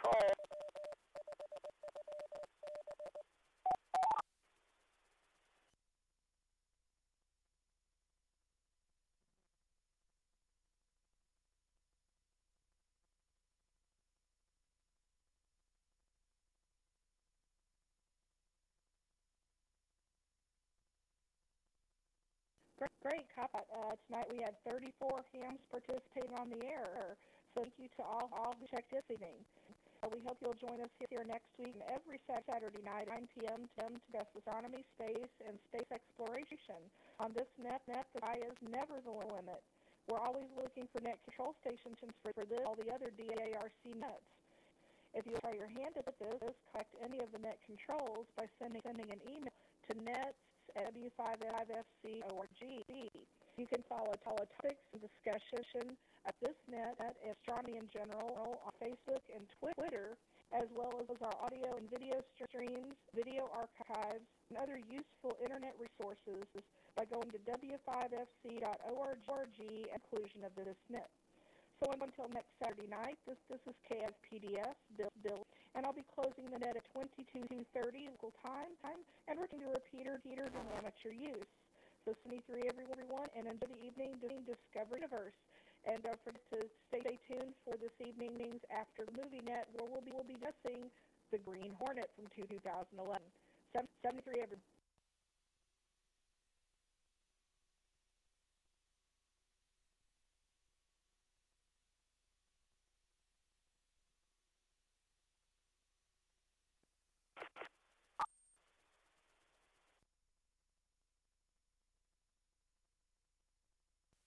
This E5ICX will be starting the net in about 5 minutes. So go powder your nose, KE5ICX.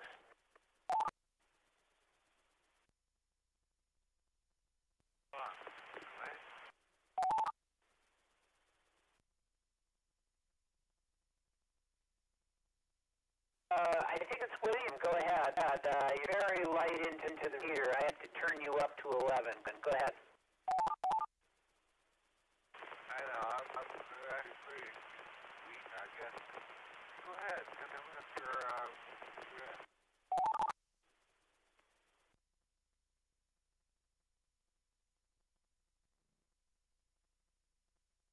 I'll be back in a few minutes. We have a control for tonight's After Movie Net, where we talk about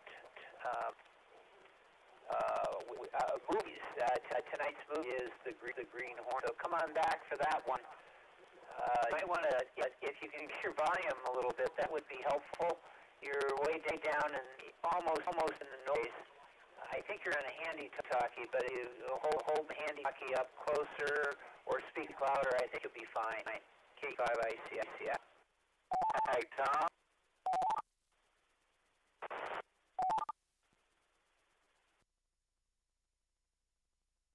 K5ICX, KRRR.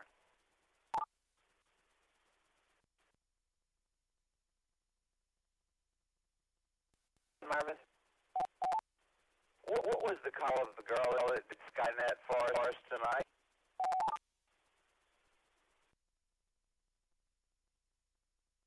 That's Miss Billy, KF5PS. Kilo Foxtrot 5, was that Bravo Tango?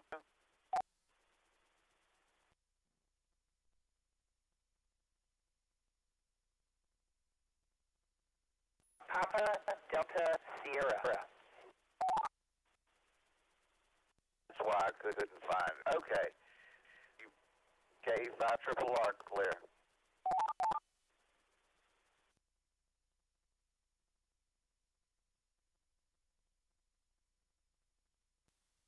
I'm back in a few minutes. I'm going to powder my nose too.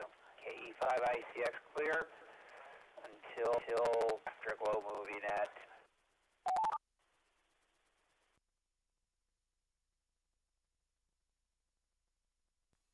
Thank you. Excellent job at NT5TM.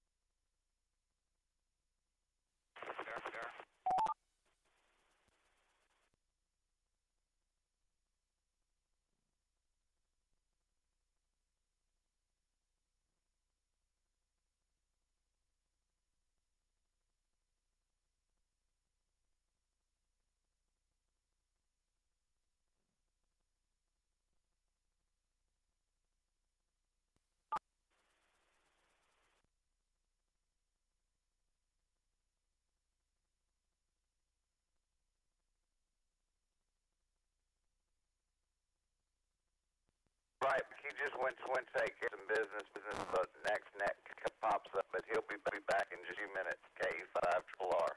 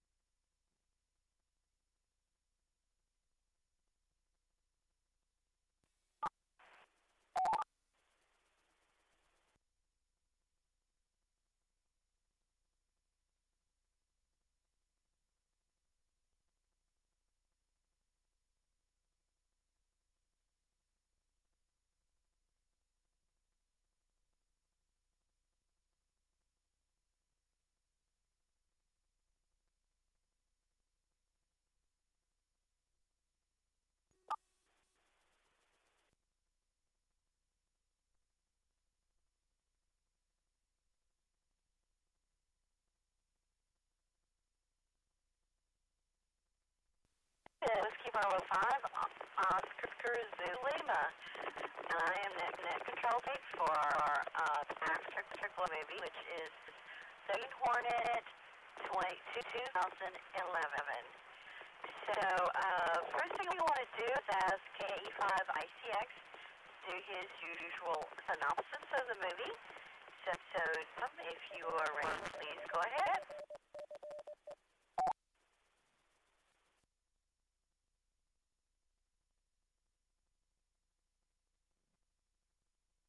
All right, thank you, Ms. Brenda. This is KKE5ICX, back to powdering my nose.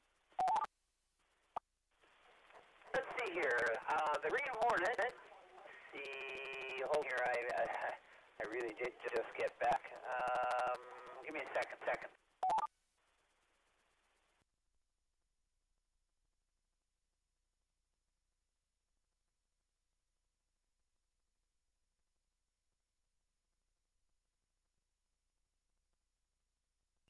All right, here we go.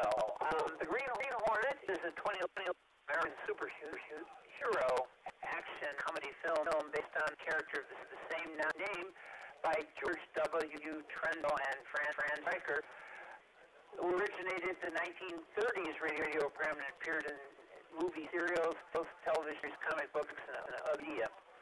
This film was just directed by Gondry and by Seth Rogen and even Goldberg. It stars Jay Chow, Christopher Waltz, Edward James Olmos, David Harbour, Tim Wilkinson, and Bren Diaz. The film released in theaters in North America on January 14, 2011.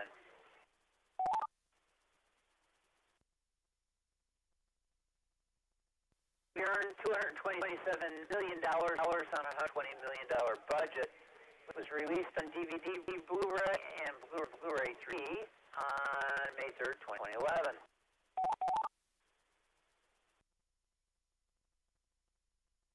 I'll read a little bit of the plot, not a lot. It's more elaborate here than you'd think it would be. Britt Reed is a playboy son of James Reed, publisher of the Los Angeles Daily Sentinel. They have an estranged relationship until James is dead from an allergic reaction to a bee sting. After the funeral, Britt fears the staff aside from his maid and rehires Cato, James' mechanic, guild martial artist. And Cato get drunk together upon agreeing that they both hated James. Visit the graveyard to cut the head off of James' memorial statue. Do they succeed? They rescue a nearby couple being mugged.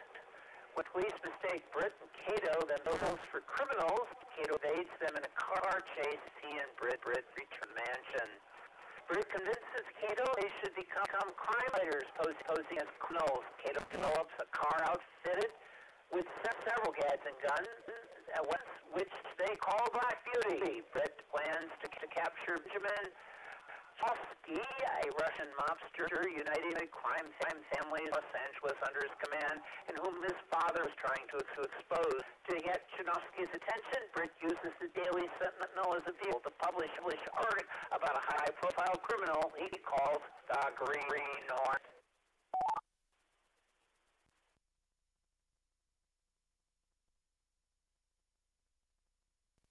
The plot gets interesting. There's a bang. No kiss, just bang, going on. So that is kind of a brief synopsis. This is an update to the 1930 serial produced by one of my favorite radio stations, WXYZ Radio in Detroit, Michigan. Net Control.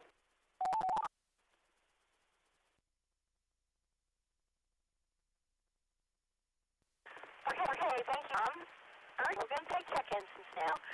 Local caller, short time first, and give us your call phonetically, your name, your location, and whether or not you've seen this movie.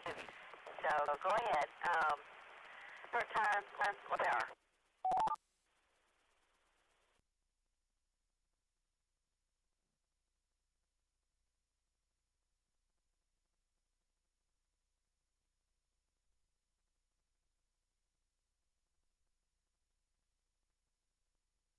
Let's move on to general cans. Please come now.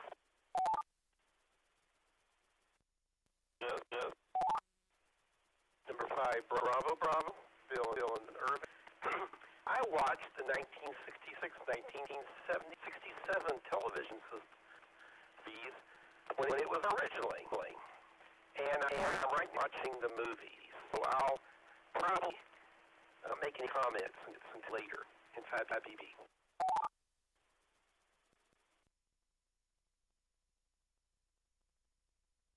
November Tango 5, Tango Mike. About 90 minutes into the movie, this is Tony East Dallas.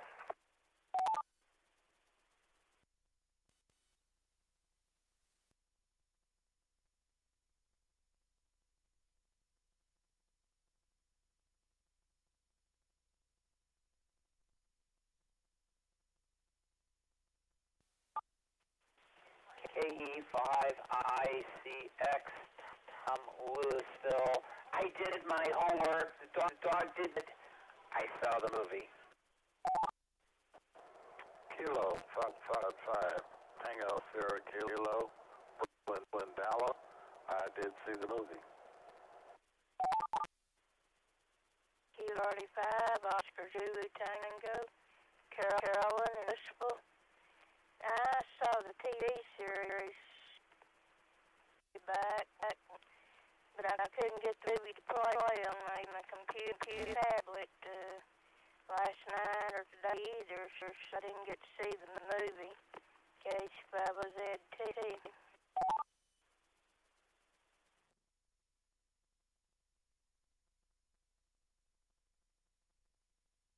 K5, Bravo, David in Dallas. I'm watching it now about halfway through with Cato. I'm still waiting for Inspector Clouseau to show up. W5EBB. November 5, Hotel Yankee Papa. Well, we watched a movie with green in it, but it wasn't the Green Hornet. I'll explain later. This is SIYP.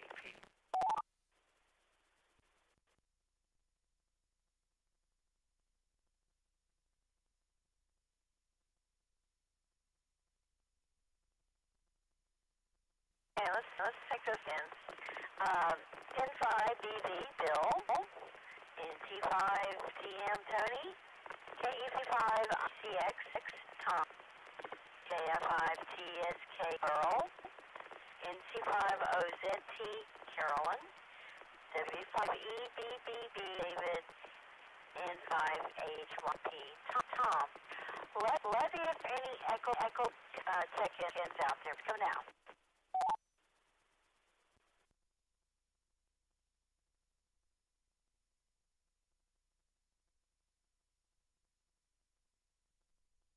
Kilo Foxtrot 5, Papa Delta Sierra, Dan Sherman, and yes, I did see the movie.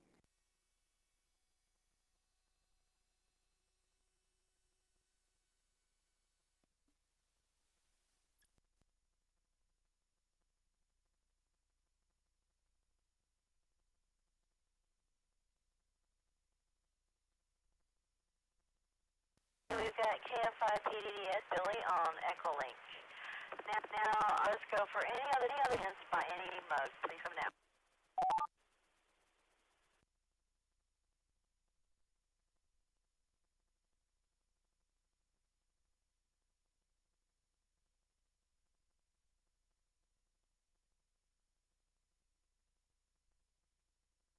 Okay, well, let's start at the top. In 5B, Bill. You didn't want any comments right now. We'll joke later. In T5, TM, Tony. Are you ready to comment yet, or do you want to wait till you finish the movie?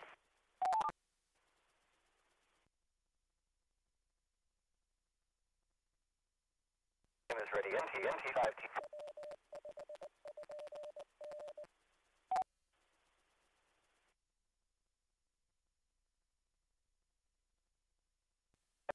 Sorry, NT5TM, I didn't understand what you said.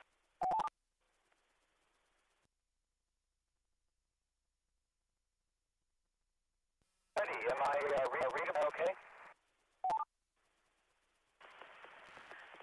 Yeah, you're fine. I guess we should talk about the plot first, what we normally do, so go ahead.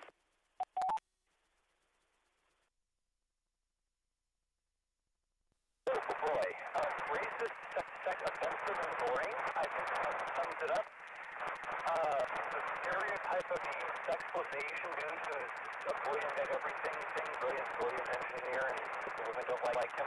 He's the old, white dude, nevertheless. The viewing of Cameron Diaz as a sex object was really just offensive and annoying because the character he's trying to live up to in mind is Margot Kidder and Superman. We always establish the professional and journalist movie character. She didn't measure it up. The plot has just been so annoying and so full of the type. I really was expecting to like this in color and had Sam the character speak on screen. But the plot has just so far down in every respect. About 90 minutes of movie, and I don't know if I'll actually finish it. NT5T.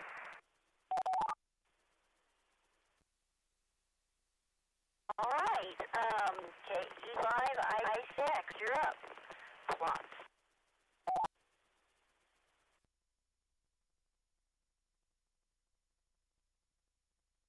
Tony is wrong. I actually enjoyed this movie. Yeah, the plot's thin, and I don't disagree with that. But all right, this is my hometown, so I have to have a soft spot for it. Although I hated the Lone Ranger, Johnny Depp version. So I guess I don't know what to think. And I think that the Johnny Depp, the Lone Ranger. By the way, the Green Hornet and the Lone Ranger are connected. They were both produced by George W. Trumbull, or whatever it was. Yeah, that guy. And I didn't know the 30s. I thought it was like the 30s or 50s. Doesn't matter. I'm alive then. Okay, so what's the deal with the plot? Okay. There's some goofiness with it. There is the buddying, the hating the dad and all of it, and the whole crime fighting thing, the excuse for crime.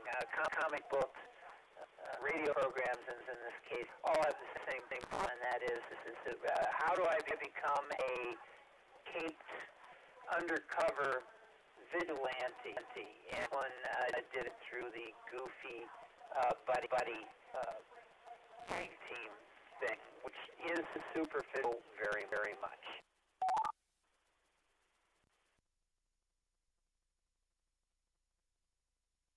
However, that being said, Carmorn is okay. I am a huge fan of Gotham.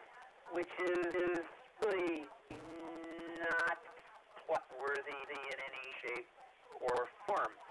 And this follows that same path.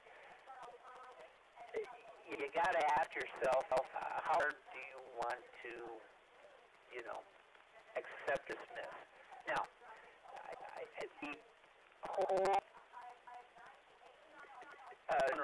the whole Green Hornet thing is cool from the standpoint of its and all that. So I got sucked into the television series and the radio program, but mostly the television series, which was short-lived. And I loved it. I loved it in so many ways because it was just so innocent in the way it did. This one did not. I tell you what, I'll come back to characterization later. I'm talking too long. Bye-bye. Plot sucked, but it was fun to watch anyway. KE56. Alright, KF5TSK Pearl. Give us thoughts. My thoughts on the movie, it's like it wanted to be a comedy, but it wasn't. And if it wasn't for the action scenes, I think it would just, just over and died. I mean, it was full of action, but there was nothing scientific, about the whole movie. And it was like, at the end, I've got this recording. I've got to put on the internet. And you go through all this trouble to ride through it, all the, I guess, effort that you've been to designing the car, and and there's no internet access. If I just came back to that.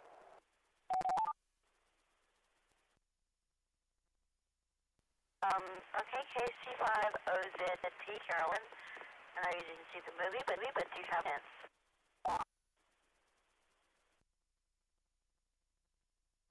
Not really. I don't know. I just couldn't get away on either the tablet or the computer, so I had seen the TV series, so I'm sort of familiar with the characters, JJ5CT. Okay, the EBB David, what did you think about the plot? Well, I wasn't quite sure what kind of movie this would be. At first, I thought it was going to be given the dad's opening line that he didn't want to jeopardize the integrity of this newspaper to some political agenda. So I thought we were going to be on the road to a hilarious movie. But it's just very chatty. There's constant dialogue through the whole movie, and I'm struggling to keep up with the caption, and I'm not really I'm not feeling it. I guess that's the best way to put it. But I will drudge on and continue to watch W5EB.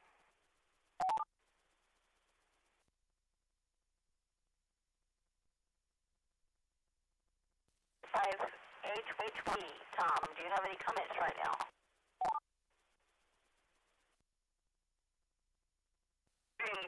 This is N5AP. No, interesting enough, we set out to watch the Green Hornet. Couldn't get to play anyplace else, and ended up being rented. By mistake, my wife clicked on Green Lantern. We also came out in 2010, 2011. And so we ended up, we paid the money, let's go watch this setting. Here's the interesting thing. This is another origin movie. Superhero or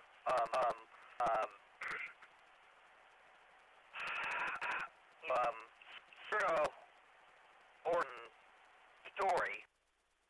And they also somewhat have a lot of the same things. You have the unlikely hero who isn't 100% sure that he actually wants to get to end up doing what he is assigned or what he ends up being called to do, but eventually embraces and becomes the hero simply because he really wasn't as perfect as maybe he should to be able to do the task. And that's what Green Lantern was out, and I suspect that this movie, this story had a similar theme because all of the origins is due. So that's a comment I'm about done because I can't talk anything else related to the movie. And that is my 2 cents worth about superhero origin movies. This is N5HY5P. And KF5PDS Billy.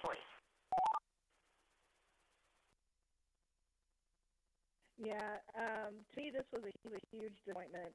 I wanted so to like this, and like you was mentioning, origin story, they all comfortably, to me, they always just come from some familial conflict, and the hero, they become their, superhero persona or what have you. They, it's about their journey towards some higher moral ground, to become a better person and then maybe to help inspire others and to improve human condition around them, by cleaning up their city or and Superman having to really elevate the human conditions and to help humanity. But this didn't do any of that, and I was sorely disappointed at that because it had a prime opportunity to do it, and it totally missed the mark, in my opinion. To me, it ended up being just this big, huge lasagna of talking, obnoxious loud action, obnoxious talking, obnoxiously loud action, and then blatant, sexism, and then more loud action, and more just talking. The end. To me, that was I had a very hard time sticking with to mute the main character so badly, but I didn't. I'm like no, I'm just through this. I got bored through most of the action and ended up muting some of it. And even though I did that and kind of tuned it out and did other things and came back to it, I didn't feel lost when I came back to it. Where there had been a plot, should have felt like I was missing something. Missing story, but that tells you how thin the plot is. You could go away for 10 or 15 minutes and back and not feel like left. Bad plot, and Tony, it was just boring, just racist, everything disappointing. I liked the car. That's about it. I want to like the film. It was a big bromance, and I will get into characters later. Yeah, thin plot. It was obnoxiously loud, and I just was. To me, it's just huge disappointing. So I'll return it to you. This is KF5PDF back to Matt.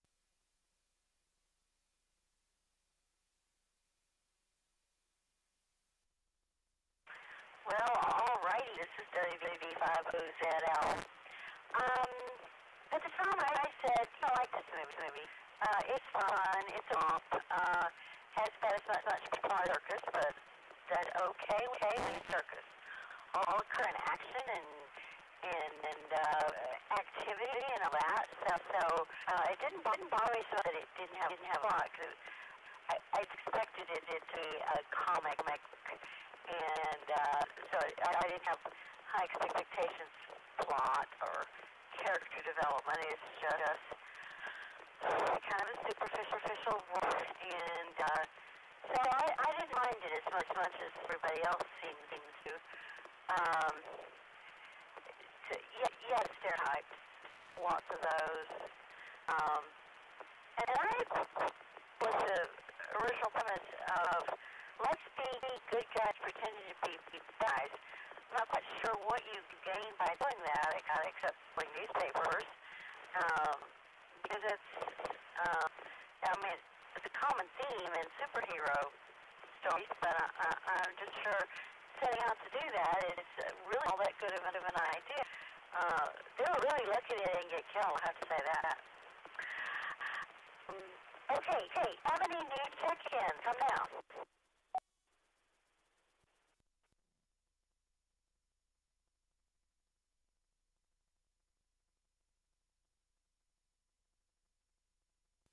well, I guess we can talk about characters at this point, although we have done some already. Inside TV, do you have comments on this?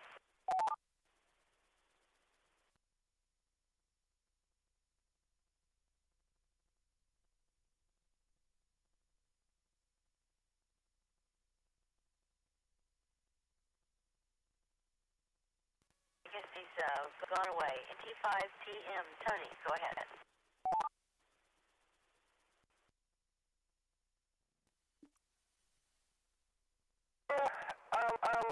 This movie really just as far as characters, you want to go watch Superman, which had the hero who learns and the hardened female reporter stutter. So think about watch Superman tomorrow night. Oh, he wants to watch Citizen Kane. We'll probably watch that instead because it's Citizen Kane. Thank you for quoting us, and I think I'm actually done for the night. I didn't like that. I'm not going to finish it. NT5TM.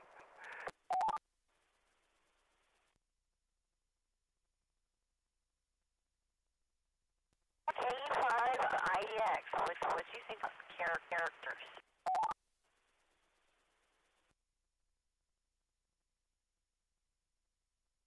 Well, I thought the characters were wonderful. Everything about it just emoted superhero characters. People, here you got a couple of drunks, and they suddenly become fantastic, beautiful people stopping crime and riding glass elevators in a car, and were able to destroy Russian mafia and be really great. They had ejector seats. I thought all that was good. And they had the flight of the Bumblebee, and maybe Al Hurt was still alive. They took that together.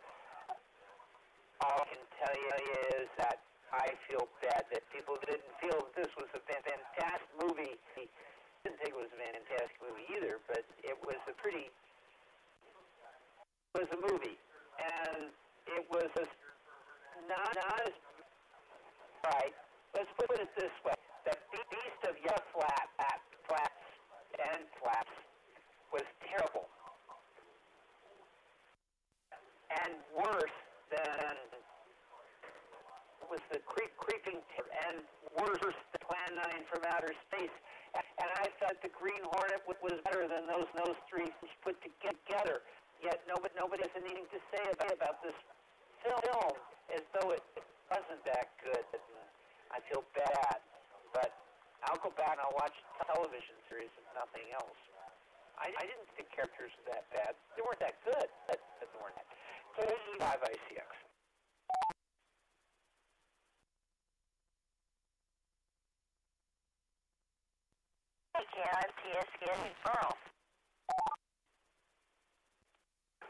Well, what I say about this movie, Brett, one thing he's the, and, he's characterized as a playboy, but throughout the whole movie he's only interested in one woman. A playboy who can't get a date, and, he's showing the interest in anyone else. What else really didn't help in the movie is, it was centered around him. So, that's about all I can say about his net. Okay, KC5OZT. Carolyn, do you have any comments?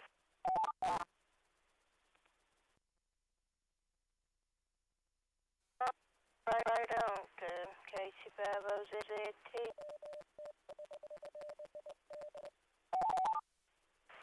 Okay, W5ED. Characters, they're just not well done, I don't think. And, that's not surprising when you let an artificial intelligence write the script, because that's what it seems like. I keep reading this dialogue and watching it, and they're just talking about irrelevant that yes, they're complete sentences mostly, but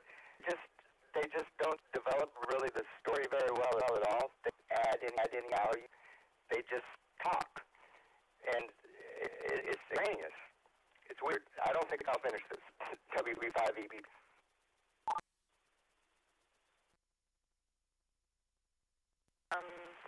Okay, KF5PDS, Billy.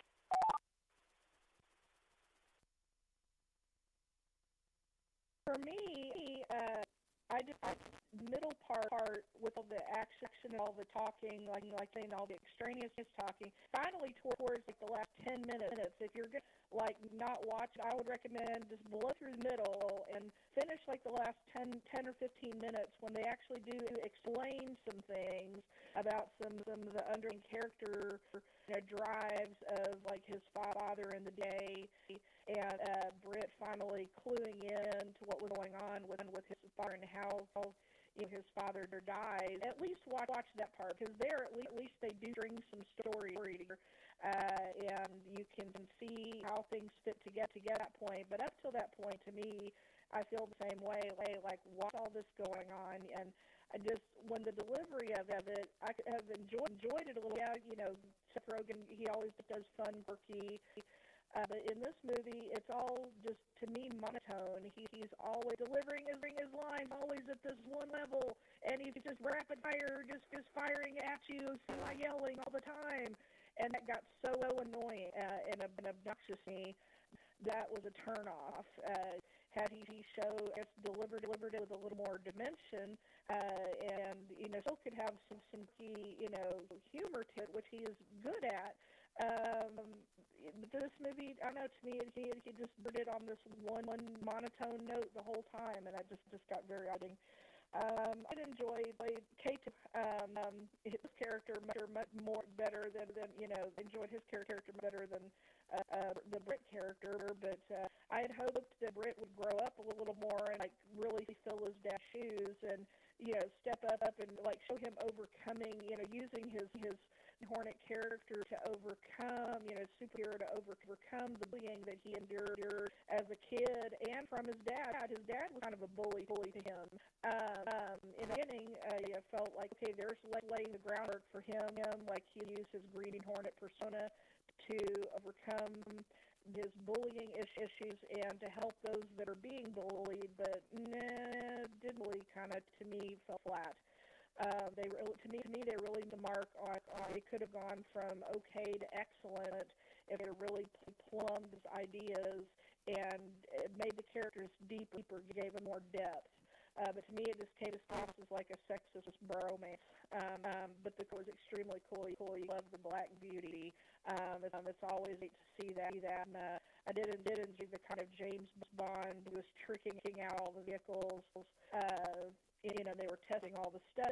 That was kind of fun. But I don't know. Just to me, I guess I had a higher expectation of the characters and the story, and it just to me missed the mark. But and it was a shame. Yeah, Cameron Diaz, always seeing her in films. To me, it was just a waste of her talent, and her character could have been used a lot better than it was, instead of being just an object of, just an object being harassed the whole film. That was extremely disappointing and infuriating. So, but I did a Christoph Waltz, his caricature of a bad guy, and James Franco. I was laughing at him because he did a great job, like to explain why the villain wasn't scary enough. That I was having fun with, and I did enjoy that part. But there were some moments to me that was little hidden gems in there. But other than that, to me, it's just a bunch of obnoxious talking, loud action, and after layer upon layer on layer of that, I started checking the time to see how long it was going to be before it was over. So, and when a movie is less than 2 hours and you're doing time check flat, to me, that's kind of a sign of weakness of the plot and drive of the film. So I got bored with it pretty quick. Did to me have some hidden gems with the characters. I was sad to see a James Franco character get killed so early, because that was a fun moment.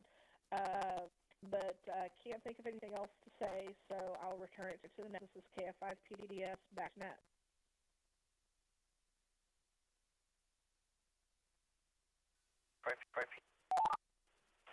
N5 H1E, go ahead. but I think I did say I was done. Still here, I'm not. And like I said, I watched a different movie. I didn't watch the one we were supposed to watch. I may have actually watched the better of the two because from a character standing, at least the character, you got to realize that he is, although he was a hotshot pilot type guy who he seemed to have no fear here. He really had some fear and doubt about his abilities, and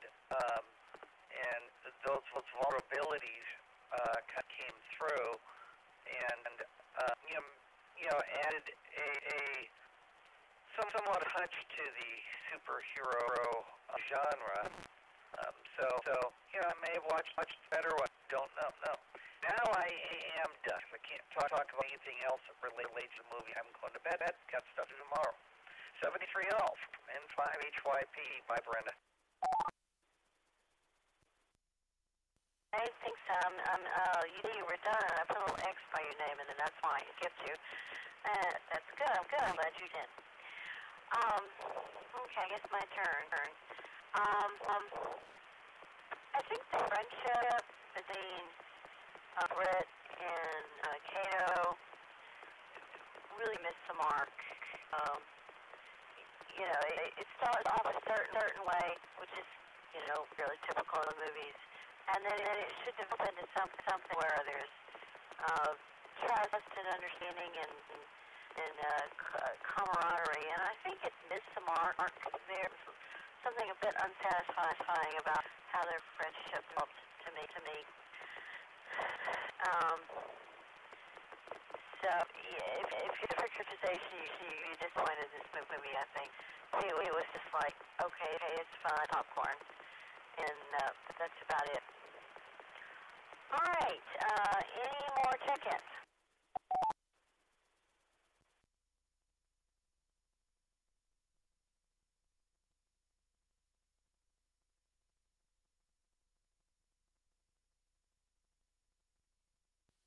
I won't go to bed early tonight. Normally we talk about slow sex, which are pretty cool, but after that there weren't too many. Let's just see comments that you want. This will be the last round unless anybody wants to jump in later thing. Any more observations about the movie? N5BB, I think, is gone, and T5TM is gone. So, KE5ICCX, go ahead, Tom.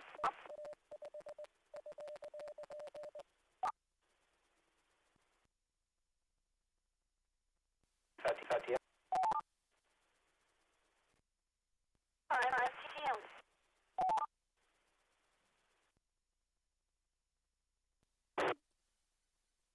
Thank you, and yes, I thought I was gone, and so just like Tom, this is totally my fault. But I need a good movie. I'll watch the Battleship Temkin. I need to watch a good movie. NC5TM. Aaron suggests Jurassic Park. We can talk about how special effects have evolved. NC5TM.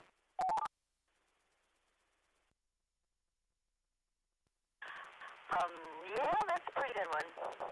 Okay, KE5ICF, Tom. That's what you like to say to us.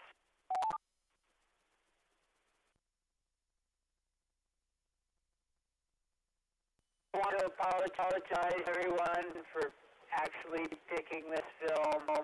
I had not seen it. I watched it. I did not watch it. I picked out sight unseen, and I see that there's a traumatic movie disorder going on here. I'm so sorry. Please forgive me. I am going torture with my eyes. You get on the radio, holding the microphone up close so you can see it, and you'll understand that it wasn't my fault. Well, it is my fault, and I most humbly,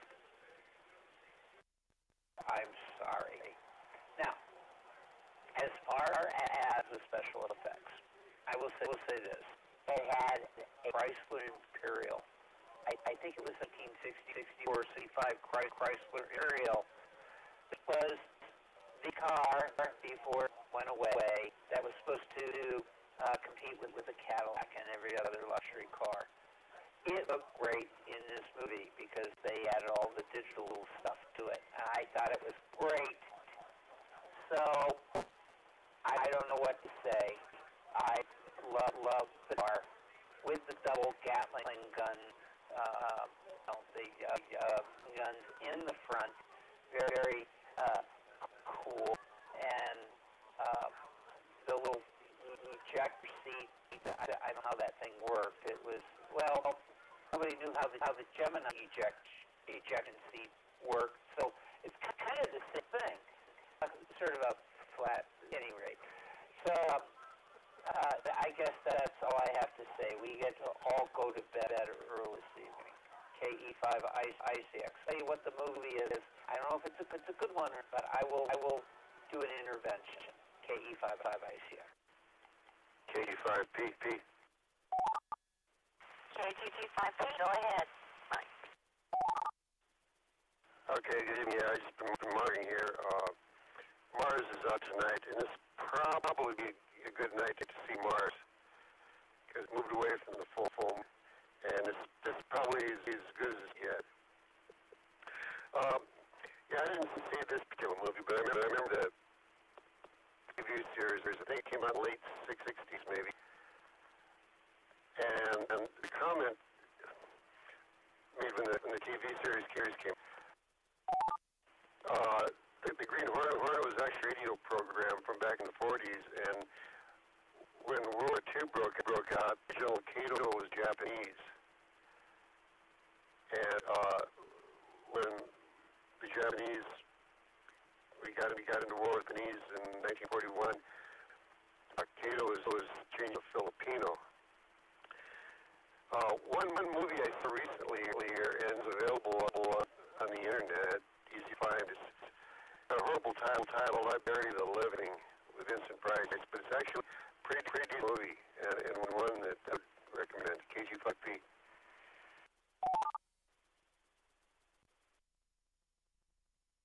Great. Hey, let's see, next up, KE5ESK Burl. Go ahead.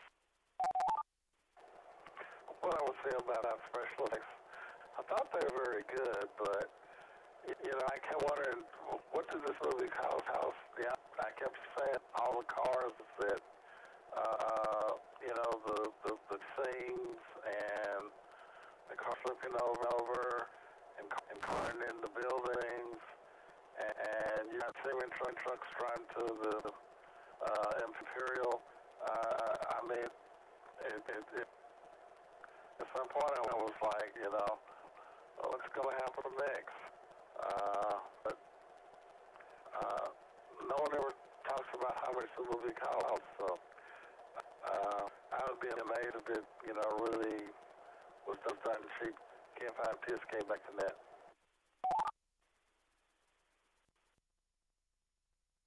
Yeah, I think Carolyn's done for the WEB. David. Well, as I recall from the opening minutes, I think it cost $122 million, and it made at box office about twice that somehow.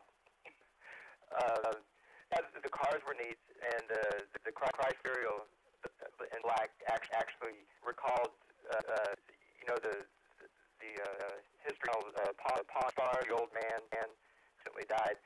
That one of his prize birthday gifts given to him was a totally restored Chrysler Imperial, and he loved that classic car, very iconic. I just watched the end credits, and I don't blame Tom, but I do blame Seth Rogen because he coded the screen.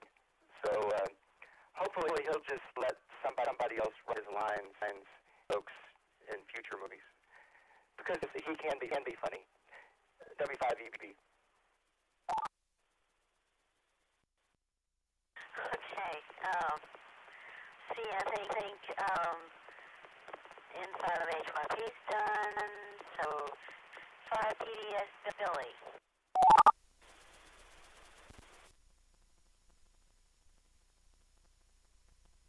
Yeah, like everybody said the 966 Chrysler is an awesome vehicle. Even if it was tricked out with all kinds of James Bond type of devices, you know. I love the nod Ben Hur, at least when, you know, the spike shot out of the wheels and he was like, ooh, some cool Ben Hur, you know, expletive deleted. I got a kick out of that Ben Hur comment. So it was awesome looking car, and I'm sorry, old man on Palm Stars said, man, that's sad. But yeah, I remember when I watched the episode when he got that car, that was really a cool gift. And he did like cars, so rest in peace, old man on Palm Stars. Yeah, I guess, you know, special effects, you know, with the fighting and things were pretty typical. To me, I didn't see anything new or stand out except for the tricked out car. And yeah, when Seth is in other people's films, he can be funny. He also does good voice character work. Like he was the voice for the character Paul in Cygnus and Nick Frost's Paul, which would be a great movie for us to do. I would recommend that we put Paul on the list if it's not on there. But other than that, I really don't have any comments of special effects. And I just really love Black Beauty. It's just a quintessential, classic, iconic car. So with that, I'll return it to you. I don't have any other notes about the movie. I look forward to hear about what we're next week. So it's KFI PDS, back to next.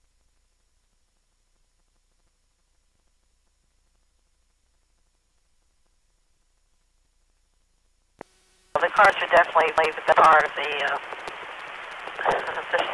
movie. And it did make $220-something million, so obviously somebody liked it. But I guess well, that's your expectations. Okay. At this point, we'll just open it. If anybody has any additional comments, please now.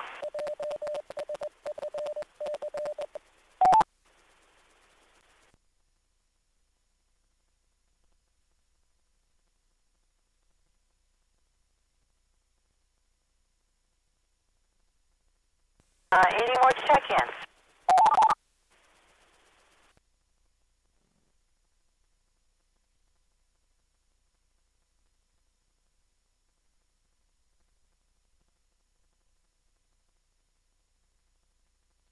And we'll put this thing to bed. K5ICX.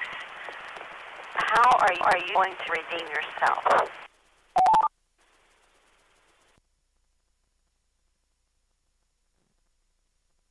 I don't think it's possible. However, for next week, I do have, and I will ask for input. Actually, let's see, AG5P had to get his movie choice. But next week's movie, it is the 1979, who can forget it, movie Meteor. I'm sure you'll enjoy it. The links to this are free, I tell you, free, just like the Meteor from 1979, KE5ICX.